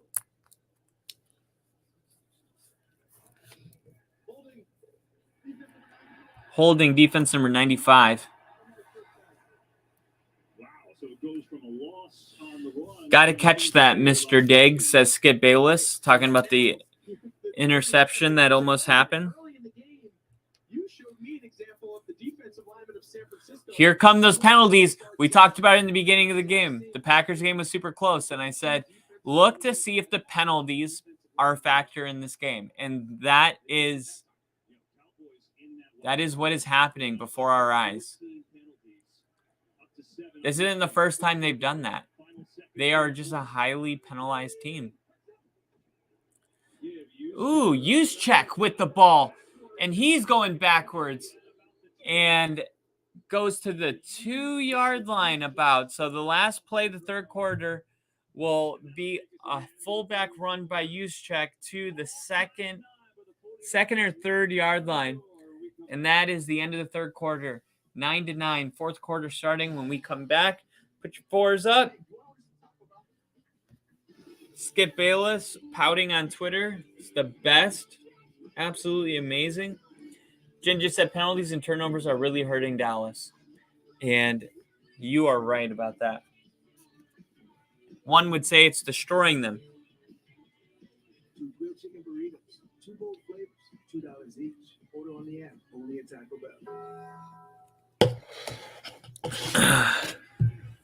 Has time, going deep down the sideline. Hand checking and one-handed catch for the touchdown. 1 quarter for the rest of our lives. 1 quarter for the rest of our lives. Outselling everything in its class for 18 years. Legendary forerunner, proving itself off-road for 4 decades. The best-in-class tundra. Designed, engineered, and built in the USA. And introducing the powerfully efficient Sequoia.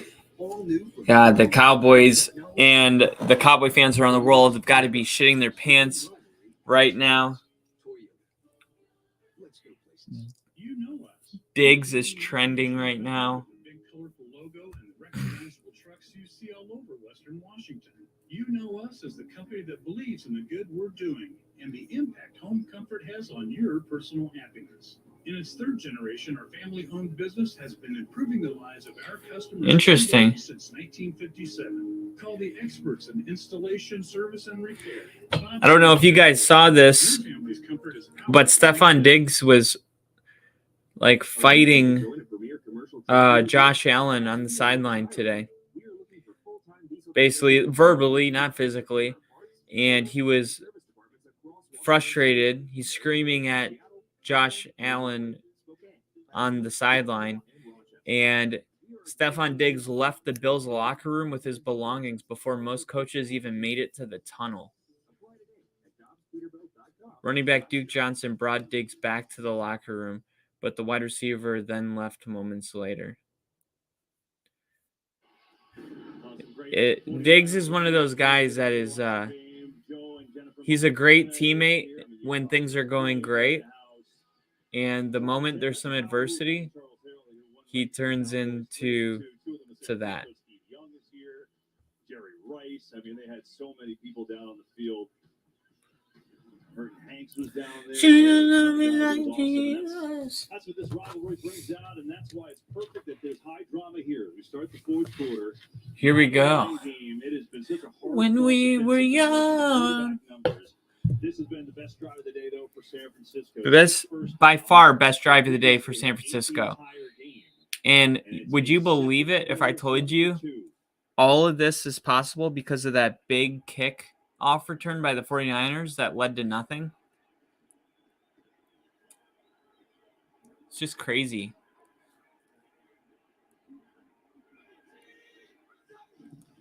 Handoff to CMC. He walks in untouched. Touchdown, McCaffrey.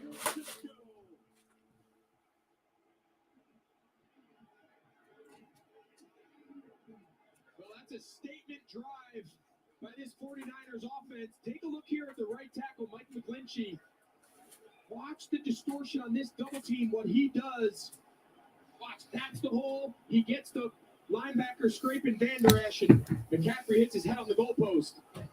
He said it, that whole drive, the offensive line came to life, sparked by the Kittle one-handed catch, and that's the style of offense Kyle Shanahan was looking for, and it came at the right time.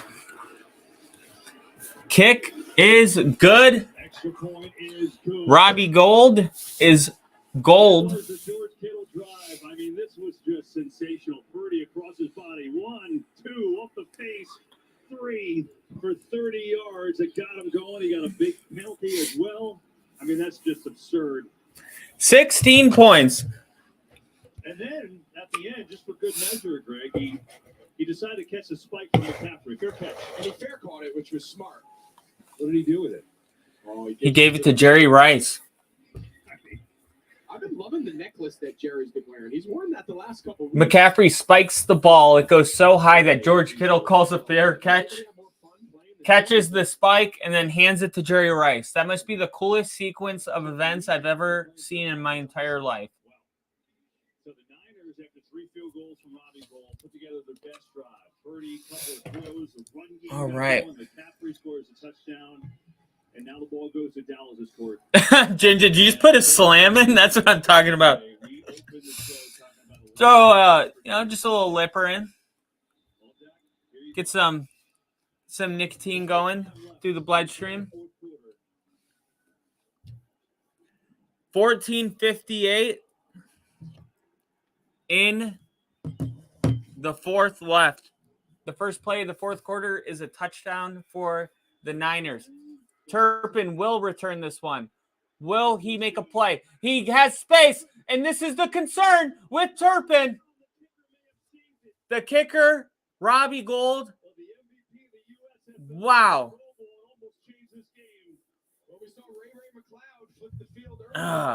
Throw a D in your lip. This time it's Turpin.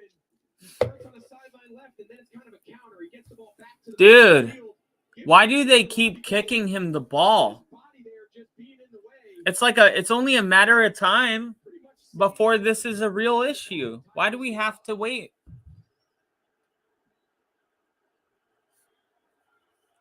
First and 10, Dak, quick throw to CeeDee Lamb. We've seen that a lot today. Ooh, big hit by Warner. And now there's a flag. Warner might have hit him too high.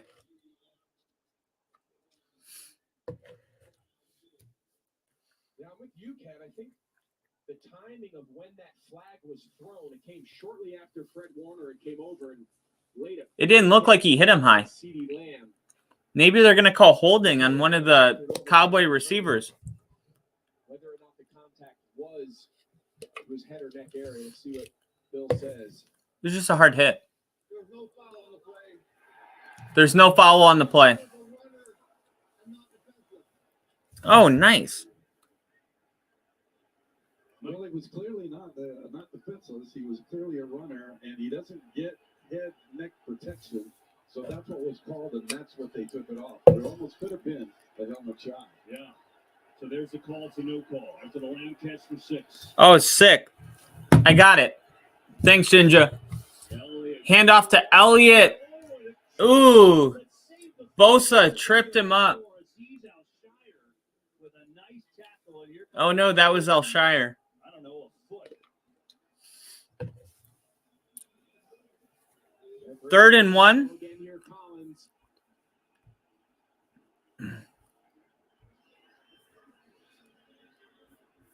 You mentioned that had a chance to be a big explosive play. Alshire just got enough of Zeke's left leg. How aggressive do they want to be here? If you think this is 4-down territory, do you take a shot on 3rd? 3rd and 1. Get happy and pick up the first. Is this 4-down territory? They're going to run it with Zeke, and Elliott is able to pick up 3. Ginger said, I'm about to smoke a heater. Get that nicotine in with you. Love it. I love nicotine. It's like caffeine.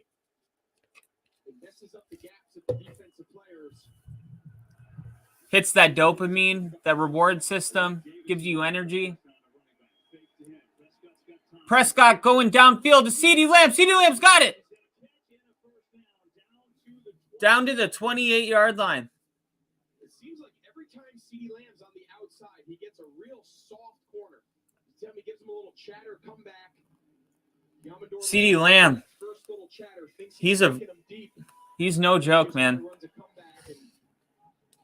Pretty routine pitch and catch there in rhythm by Dak Prescott. Yeah, and he's now over 100 yards, 111 yards on the game after a quiet first half.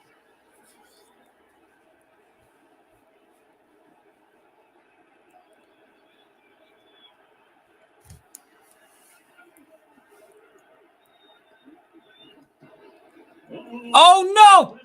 Prescott evades the Famungala. Does a safety blitz, and he's literally wrapping up Prescott, and he's able to duck down and avoid the tackle. Had a few IPAs, now heater sounds pretty solid.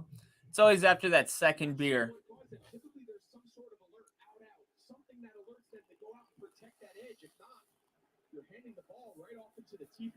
Here we go, 2nd and 14. CeeDee Lamb at the bottom of the screen. CeeDee Lamb underneath. Gain of 4.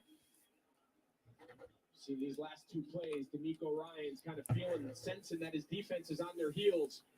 What does he do? Typically in this fringe field goal range, you bring pressure. We got him on the first down. That time it forced a quick. D'Amico Ryan's calling the play right now. 7+ is set up here that both teams have kind of majored in all day. I'm looking to see Nick Bosa make his first big play of this game. Big players step up in big moments. Where are you at, Nick? Throw it. Oh! It's almost in what is on the field. It looked like a challenge flag, but here comes the field goal unit. It's going to be what is this going to be? A 40? This will be from 43 yards. 43 yards.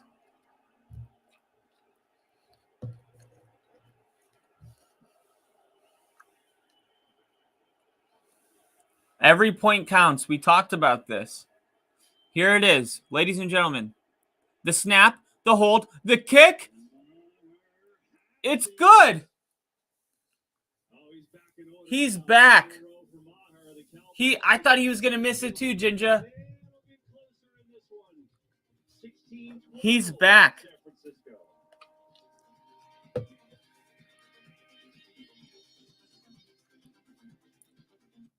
Sorry for interrupting your American sports game. Never mind, LOL. KC said Mayer has a field goal. You have rights. I'm not entirely sure what they are because I'm not a lawyer. I'm just a charming British actor. But I do know this. T-Mobile has price lock guarantee. That means they won't raise the rates of your text and data. Man, do we have a ball game? Experience a price lock guarantee. A guarantee you won't look back. That's a guarantee. Am I saying guarantee too much? Act now and get 4 new lines for $25 a line. What if you were a global energy company With operations in Scotland, technologists in India, and customers all on different systems, you need to pull it together. So you call in IBM and Red Hat to create an open hybrid cloud platform. Now data is available anywhere securely. You just get a feeling that no matter what happens today, the Eagles have a good chance next week.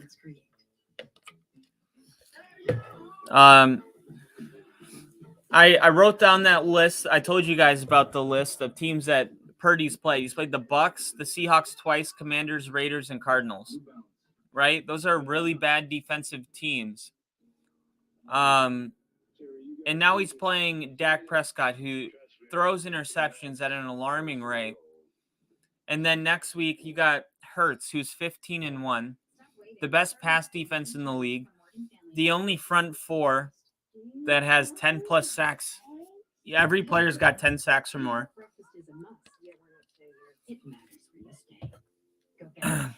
I don't know if I want the Niners to win. I do. I just don't know if they're going to be able to, if they win, if they can hold on and win. I don't know if I would pick either of these teams to beat the Eagles. Said Kyle, check that number for Dallas. Oh my God. Today's game is sponsored by T-Mobile. With Price Lock Guarantee, T-Mobile won't raise your rate ever. How does that look?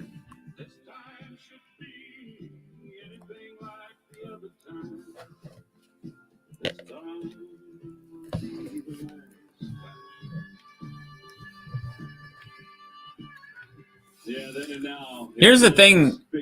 What Purdy are we going to get, though? Because we had the Purdy during the whole game that just – there wasn't much.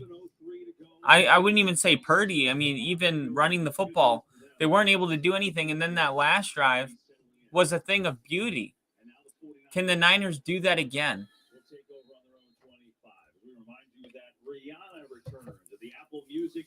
And if they can, they would take a 23-12 lead, which would be – that would be big. So here is Purdy.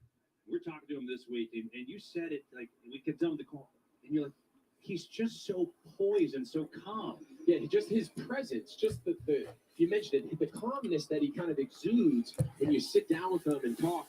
He doesn't seem like the typical wide-eyed, kind of just happy to be in the moment. I mean, he feels like, hey, I belong here. I'm not just. All right, shotgun formation. Use check. Lined up in the top of the screen. He's going to go up for a pass. Purdy to Kittle. The first play is going to be a slant to Kittle for 17 yards.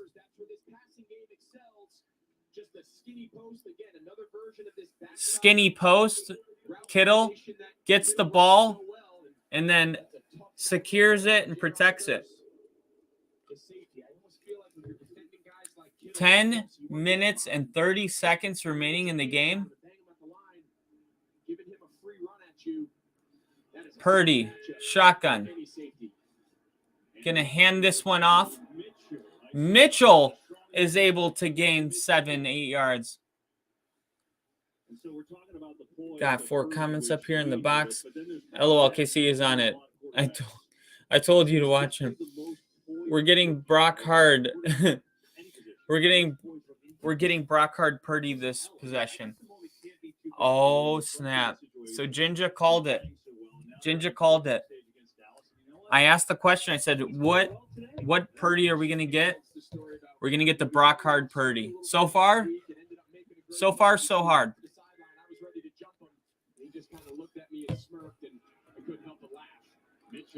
This is going to be a run on 2nd and 2, and he's just going to get to the line of scrimmage. So 3rd and 2 coming up. All right, I see why you did that. Absolutely. He's not just out there making things up. And, there's something to be said for parents everywhere, right? You have a kid who can go play in college. There's something to be said about sending him to a place where Purdy's 15 for 24, 184 yards. 5 minutes in this world, thinking he's getting benched. 4 years in school, played a lot of ball, and has prepared him for this moment. And now 3rd and 2. Kittle in motion, going to the bottom of the screen. Now CMC. No running back in the backfield. Slant to Ayuk. Great throw by Purdy. Great throw by Purdy. Yeah, they'll take this matchup all day, but if you're Anthony Barr 42, you need to stay inside leverage. There's no reason to allow Ayuk to cross your face and be in that throwing lane. We've said it time and time again. San Francisco excels. Brock Purdy excels. Throwing the ball in the middle third of the field. Make him throw 8 minutes and 30 seconds left in this game. There by Ayuk being friendly for the quarterback. Purdy's on time. Puts a dart right on his chest. Mitchell into the game as McCaffrey goes out.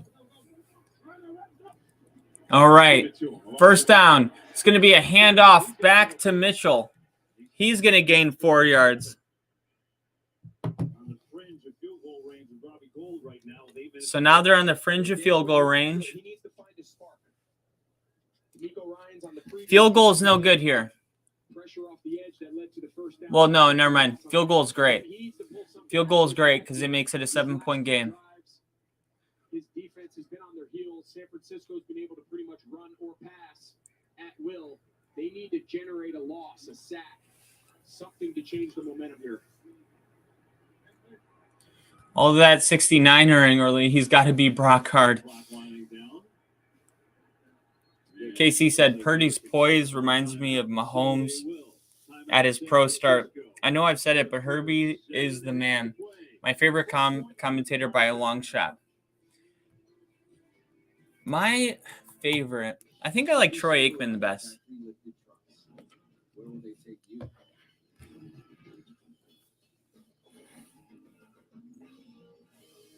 Troy Aikman and Joe Buck.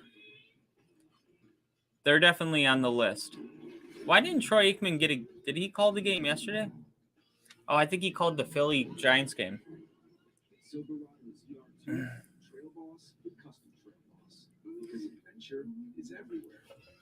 Who says you have to spend more on skincare to get results? I power up nice. Everybody's saying on Twitter right now, Purdy is due for a pick. More importantly, what is Skip Bayless saying?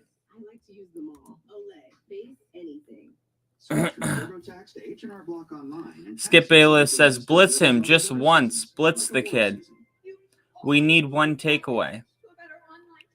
Told you, Mayer is fine on field goals. No field goal demons. If only McCarthy had let him the one before halftime when Dak threw it to them. So Skip Bayless still mad that they didn't kick the field goal to close out the half. But it's kind of stupid because they went forward and they got it. And then they were trying to score a touchdown. If they would have scored a touchdown, he wouldn't be saying that. So just because he threw a pick, you're going to say it was dumb now? Animal control. 3 guesses why we're here. I'm not touching that thing. I was led to believe this job was mostly dogs. 40, got no chance of me. I want 60. Wouldn't telling him your real weight be scarier? Can we please be our better selves here? Yeah, Emily, why don't you talk to my partner?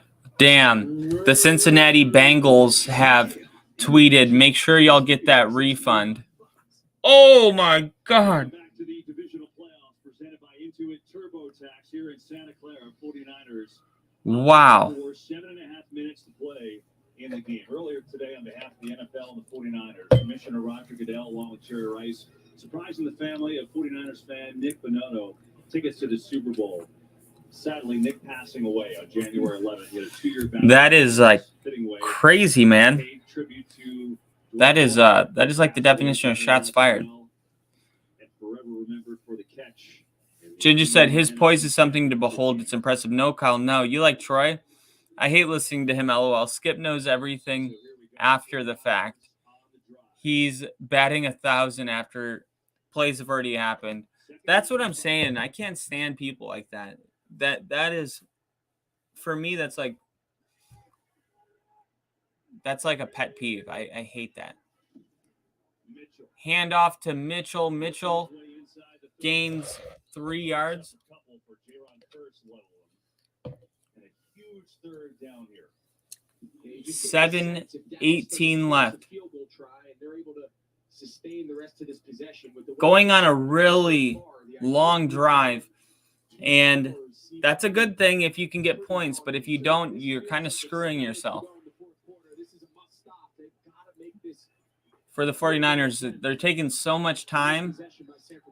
You really need this to end in some points. McCaffrey at the bottom of the screen, moving to the slot. Quick throw to McCaffrey, and McCaffrey's got it. First down. What a great catch by McCaffrey.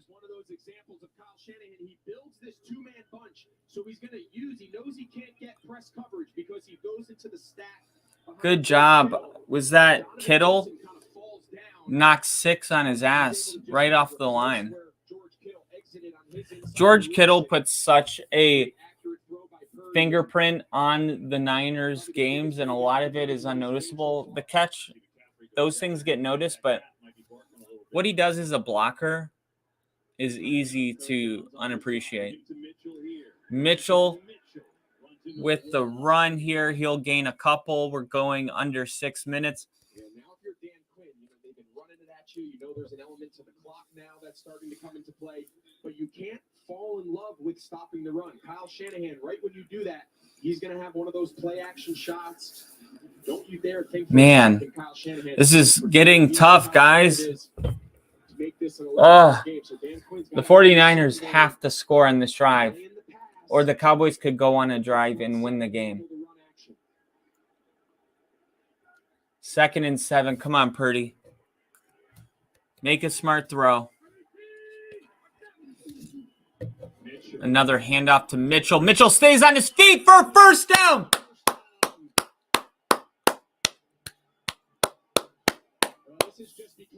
Wow. It looked like they were going to stop Mitchell at the line of scrimmage right here, 56.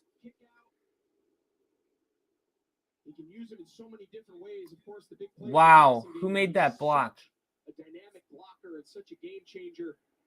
They use him in so many different ways. And Elijah Mitchell, you mentioned 56 was ready to make that play.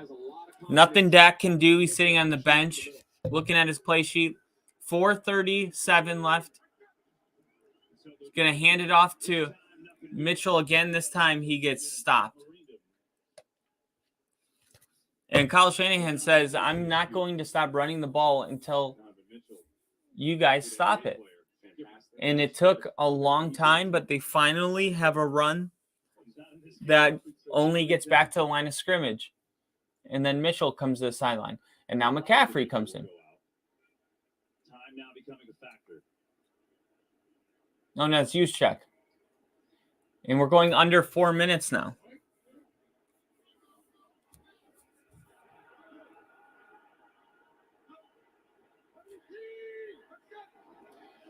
Purdy pumps, sidearm incomplete. Samuel, the intended receiver, but I don't think he had the look he wanted. Not the look he wanted there. Quick throw by Purdy into the ground, intended for Debo. It looks like he mostly...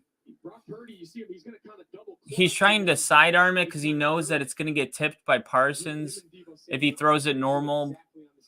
He had to throw it normal to give Samuel a catchable ball. So here's a 3rd and 10. And this is monstrous. This is huge. And Purdy will throw. He steps up into the pocket, and he's running it, and he takes it all the way down to, they're still short 5 yards, 4 yards.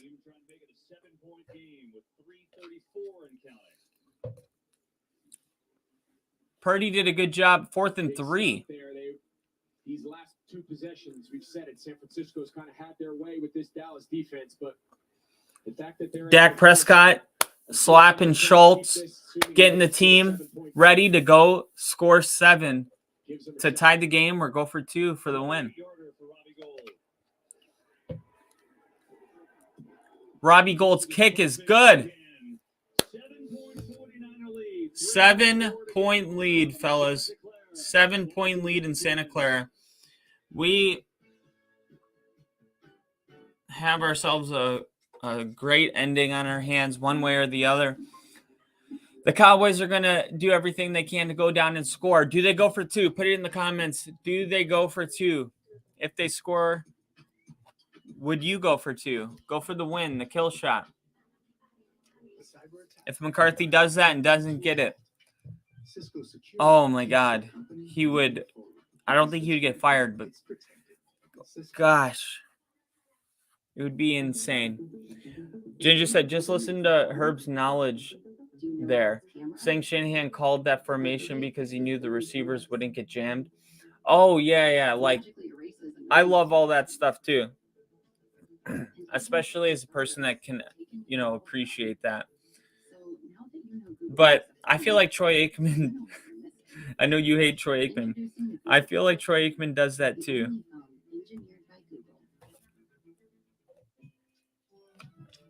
Tony Romo does that too. But Tony Romo, he's too, like today there was a play that was happening and he was literally drawing on the screen, like while the play, like in a live play. It's like, dude, just like, you don't have to guess every play. You don't have to draw on the screen. Like, it just sometimes he's a little too hands-on.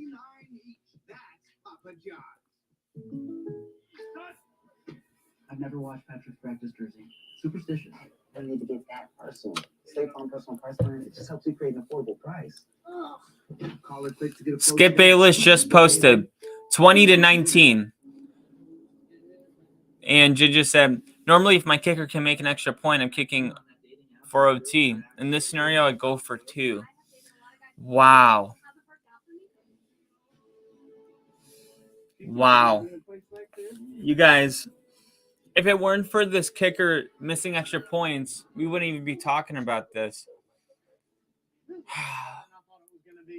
But that's like an element to why this is such an amazing ending on our hands. The 5 rings are probably a little bit bigger now, but it's been a while. Super Bowl 29 for San Francisco, Super Bowl 30 for Dallas. That's 1994 and 1995. One of them is going to still have an opportunity with 3:04 to go. San Francisco up by 7. I can't believe it's been 30 years. With a ticket to the championship game. 30 and 31 years since these teams have won a Super Bowl. Turpin is going to return this from the 1. Great coverage this time by the Niners. And he only gets this one to the 17. Yeah, and it's really when he's under pressure for the entire 10 interceptions under pressure, most in the NFL. He's got 2 today. So what that means is when they average this out, quarterbacks in all these same situations while facing pressure, Dak Prescott is completing 14.7% fewer passes than what the baseline average would be. So he's clearly underperforming versus the pressure. And the 2 picks today. Here's the 49ers. The Cowboys. Oh, my God! He had a game-ending pick. Greenlaw had a game-ending pick. And he dropped it. Oh, my God. How did he drop that? He would have walked in. He would have walked in. Oh. So the Cowboys get second life. Shotgun for Dak. Snapped. Dak looking. Scanning up. Under pressure. Deep shot downfield. Wow. He had Gallup downfield. Great defense getting their hands up. Let's see this. Gallup running. Just basically a vertical downfield. Man, it's just not a good ball.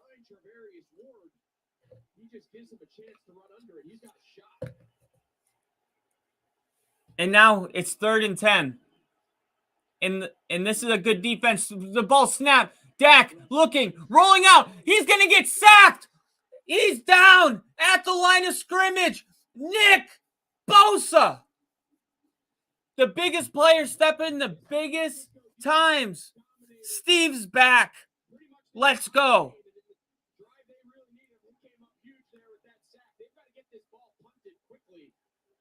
They want to save their timeouts, try to make San Francisco run as many plays before the 2-minute warning. So San Francisco playing a regular defense.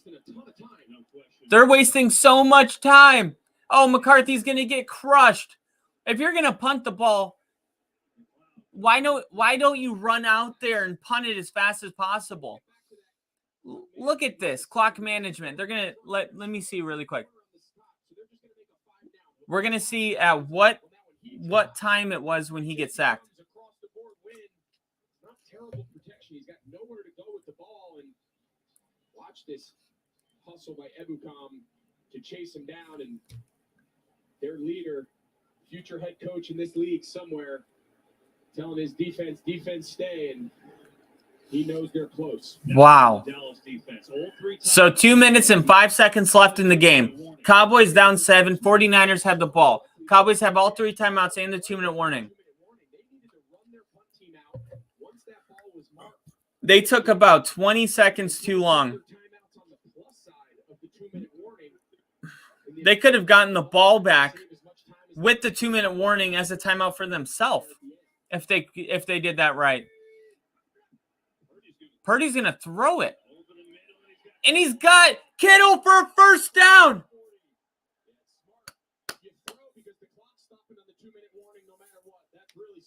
Wow. So the clock stopping at the 2-minute warning no matter what. Kyle Shanahan says, you know what, I'm going to throw the ball because the clock's going to stop no matter what, and gets a first down. And now Dallas will have to use their timeouts when we come back from the 2-minute warning. Jin just said, I can appreciate this game, a nice low-scoring game. And then he said, you got a punt here. Reminds me of Hackett's clock management this year. That had to drive you nuts. I was at that game live when it happened, and I was so confused.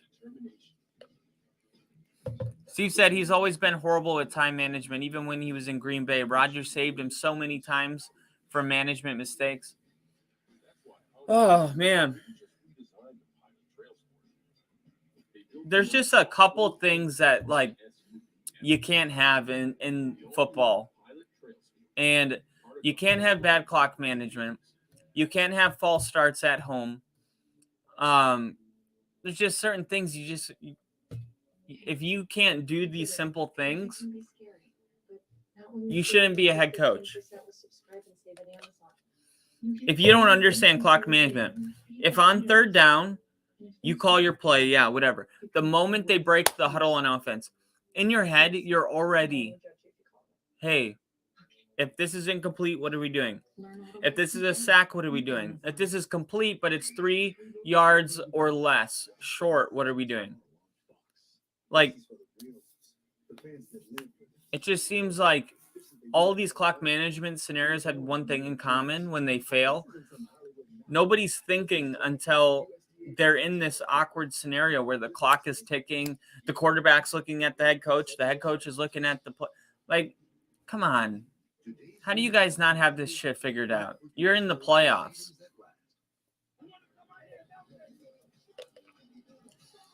Championship Sunday coming up next week.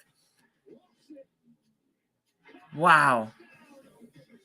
They don't know who's going to be right now, so they show a commercial with Brock Purdy throwing a pass, and they show the receiver of that pass being a Cowboy receiver.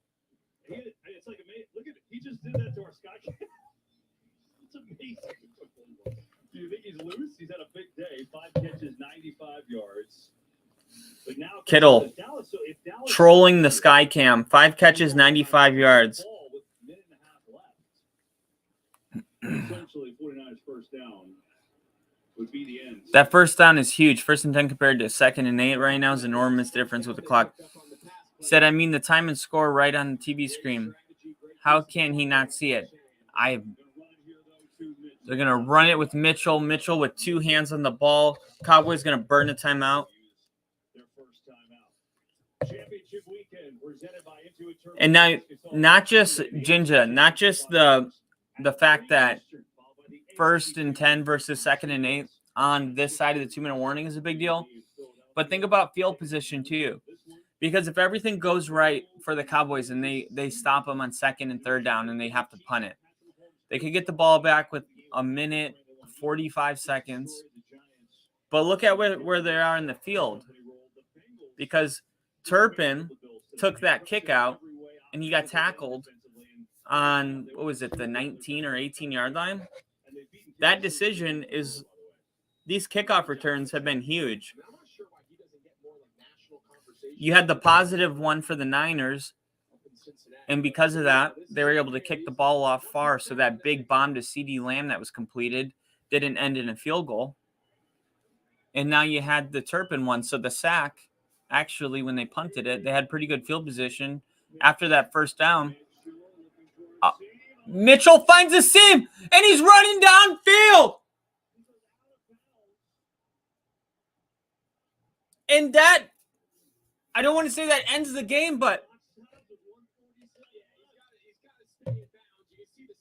Kyle Shanahan pissed. Just get past the first down yard to gain and then just slide. Just stay in bounds and keep that clock rolling in the game. In essence, is over. Kyle Shanahan is pissed that he ran out of bounds. Because now the Cowboys don't have to call the timeout. You keep them alive by not going out of bounds there. Mitchell again up the gut. And now here comes a timeout for the Cowboys with 1:41 left. If you're Shanahan, are you aggressive right now, or do you? I make Dallas call their timeouts. I make them call all their timeouts because once they got that first down, even though he didn't go out of bounds and he should have, you can make them at least, at the very minimum, you can burn 40 seconds off of the clock here.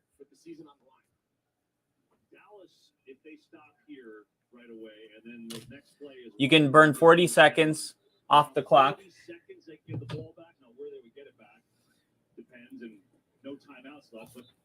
Definitely Turpin. You can let him receive it.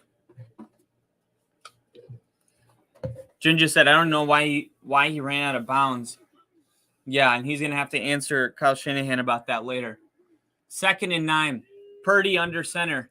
He's going to hand this one off to Mitchell. And he is going to gain 1 yard. That's the final timeout for Dallas. So if they run the ball here,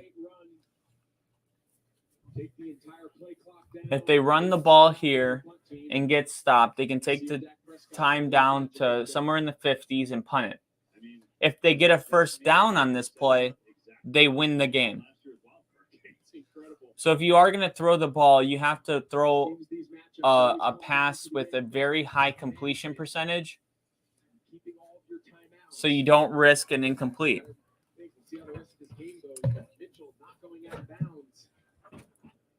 Mitchell not going out of bounds is huge.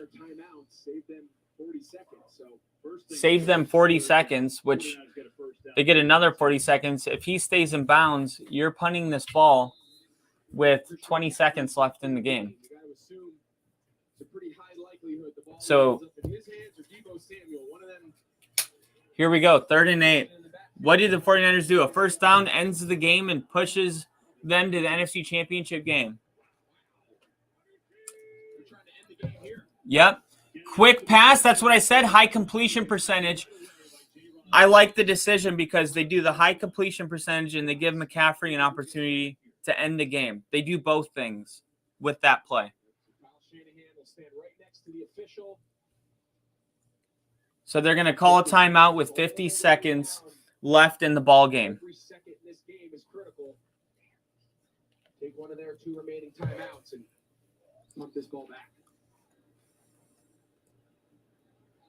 You know, it's so hard because Mitchell makes a great play and a great run and flying down. And, you know, All he had to do was slide down right here Yeah, just right there. Once you knew instead of go out of bounds. you know where that first down line is. The second you're past it, you are And, you know, he's just hoping right now.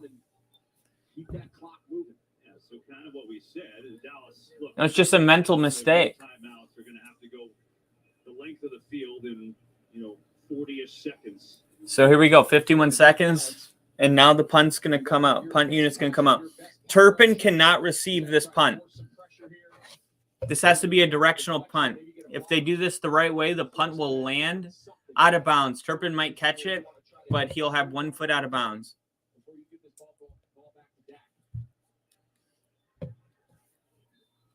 Here we go. Yeah, you see these gunners. They're coming in to time it. Oh, nice job there holding the count. Wisnowski. Punt gets off clean, and he's going to fair catch it. So Turpin, you see he's visibly mad. He said, I probably thinking he should have let it bounce or he should have returned it. But now here you go. 20 career game-winning drives in the fourth quarter in OT. Dak Prescott and the Cowboys to try to remove a 30-year curse of not being in the Super Bowl. The 49ers have the best defense in the NFL.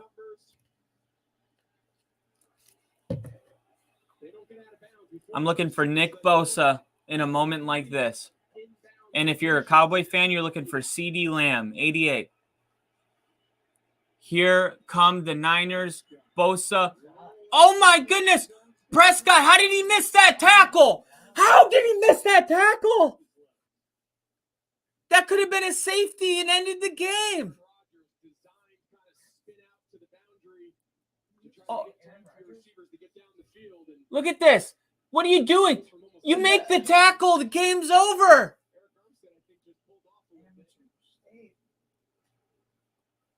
Oh. 49ers 2 times now giving life. Here we go. 2nd and 10, 38 seconds. No timeouts. Prescott finding Schultz.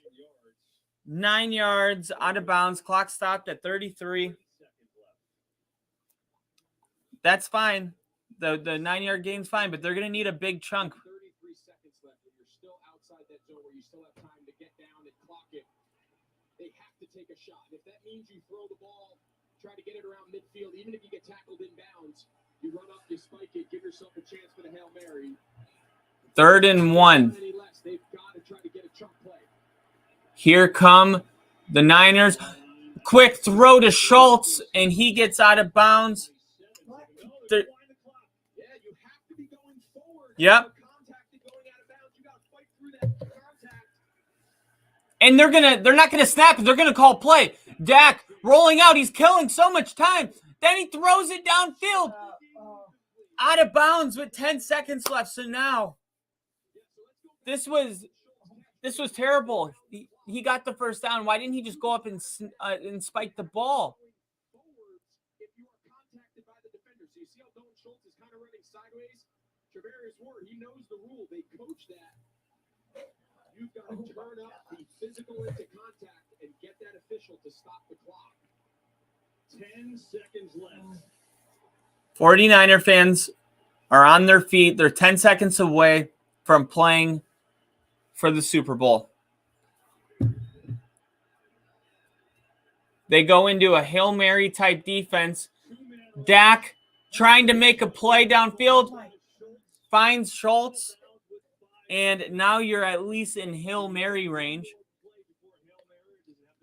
I think it depends on how far off the corners are. You know, you go back to a couple plays ago, they had with 30-plus seconds left, you can get tackled in bounds. We'll see who they bring in. Let's see if they... I think they're going to review and determine that Schultz never got his Wow. So they're going to see if Schultz even had his... See, he catches one. So he's got one. Does this foot ever get down? Oh. Oh, my gosh. You got to drag that toe, brother. He doesn't drag the toe. And the great John Lynch, all-pro safety for the Denver Broncos, the general manager for the Niners, he says it's incomplete. KC in the chat says no catch. The Cowboys absolutely have cowboyed themselves again. I love it. What you're talking about here. Let's see again. Catch. This is where, all right, so the ball. See what Skip Bayless is saying. That right toe looks like it's off the ground. Let's bring in Mike Pereira. Mike, is that enough when he first catches it to be a catch, or you think the foot's off the ground? I think you have to. Skip Bayless said, just so bad by Dalton Schultz, talking about not getting that foot down. Bayless said, we had 10 chances to wipe the grin off showboating Kittle's face. Didn't cash one of them.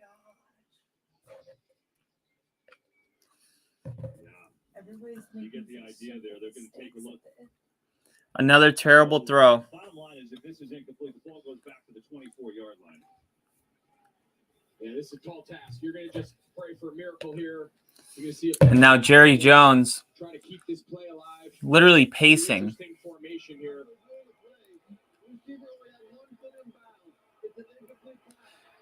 Incomplete, as they say in Denver. So 5 seconds left in the fourth quarter, and you have 90 yards to go. 74 yards to go. Yeah, so they have their right guard and tackle out here, their left guard and left tackle out here. It appears that Zeke's going to go to center. This looks like my flag football team. But obviously, Mike McCarthy's been working on this end-of-game scenario, and we'll see what he's got. This is interesting.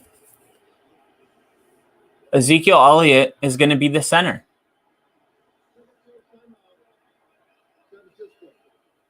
'49ers going to make sure they have all their eggs in the same basket. 49ers call timeout. John Lynch comes down from the booth and onto the field. He's like ready to celebrate, and then the other half of him is confused. How are we going to align? We got to get the right personnel on the field. Typically, they take off the interior defensive linemen. You want to get as many defensive ends, linebackers, safeties. I think you want to get Turpin the ball here. On the field. Turpin is your playmaker. They got a good look at what Dallas is going to line up and assuming He returns your punts. He returns your kicks. The 49ers are going to be in some kind of prevent defense. And that means you could get Turpin the ball in some space if he could pick up a, maybe do an arena football type deal where he starts running. No, you can't do it. You have to be set. This is the dumbest thing I've said all day. All right, here we go. 6 seconds.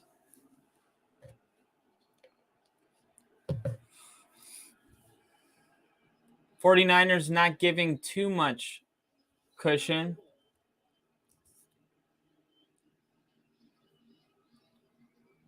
Is there a miracle in Santa Clara? Anybody was wondering, they're declaring that Zeke Elliott is ineligible just by alignment, although they can lateral him the ball.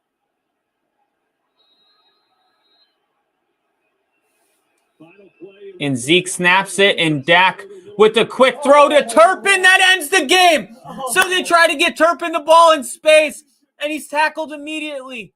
And the Brock Purdy story continues. Kyle Shanahan has done it again. He's going back to the NFC Championship game. And Dak Prescott, wow. He has lost another heartbreaking playoff game. The Cowboys played a good game. They had a good defense. CeeDee Lamb, big game from him. But the 49ers were the better team. And they have been all season. We're going to have the best of the best. NFC Championship game is going to be the 49ers and the Eagles. Not very surprising. You have your first seed and your second seed playing each other. And Brock Purdy, the rookie, is going to the title game. 49ers have been there before 3 times. In the Somebody last 4 should years. pinch Brock Purdy and let him know that he just won. Cowboys needed a miracle. He looks exactly the same. Wow. With a big hit. And the Niners move on. They'll take on the Eagles next week. What a game that was, and more to come. Our coverage continues. The State Farm. That was a great game. Maybe the best game of all of the divisional games that we saw. KC said it was a pretty good football game. It was pretty good. Well, thank you guys for watching. Jinja, Steve said, but to be honest, they made this game closer than San Francisco wanted it to be. That's true. I think the 49ers, this was the closest they've been to losing in a long time. Probably 8 weeks now. So they did a nice job. Jinja said this is the NFC Championship matchup we really wanted, though. Both championship games should be really good. And Casey said if they throw and do the Hail Mary, do you go for 2? That didn't happen, unfortunately, for the Cowboys. And Ginger said Dallas probably should have won. Turnovers and penalties killed them. And we'll hear Skip Bayless at nauseam talk about how the Cowboys should have won this game tomorrow. Steve said, well, Dak now has achieved the same playoff victories as Lamar Jackson. And KC says true. Lot to come from this game. Next week's games, the championship games. Me and Rick are going to be back in the booth talking about all these games. And I'm excited for all of that. Excited to see you guys join us in those live streams. And until then, thank you guys for watching. Make sure you like, subscribe, and share it with your coworkers and your family and friends so that we can make this channel bigger. You guys are awesome. Last one, Steve said, Ginger, KC, and Kyle, thanks for the greatest time of the year. And Ginger said, Rick is coming back. Let's go. Of course he is. You guys are awesome, and I will see you next time. See ya!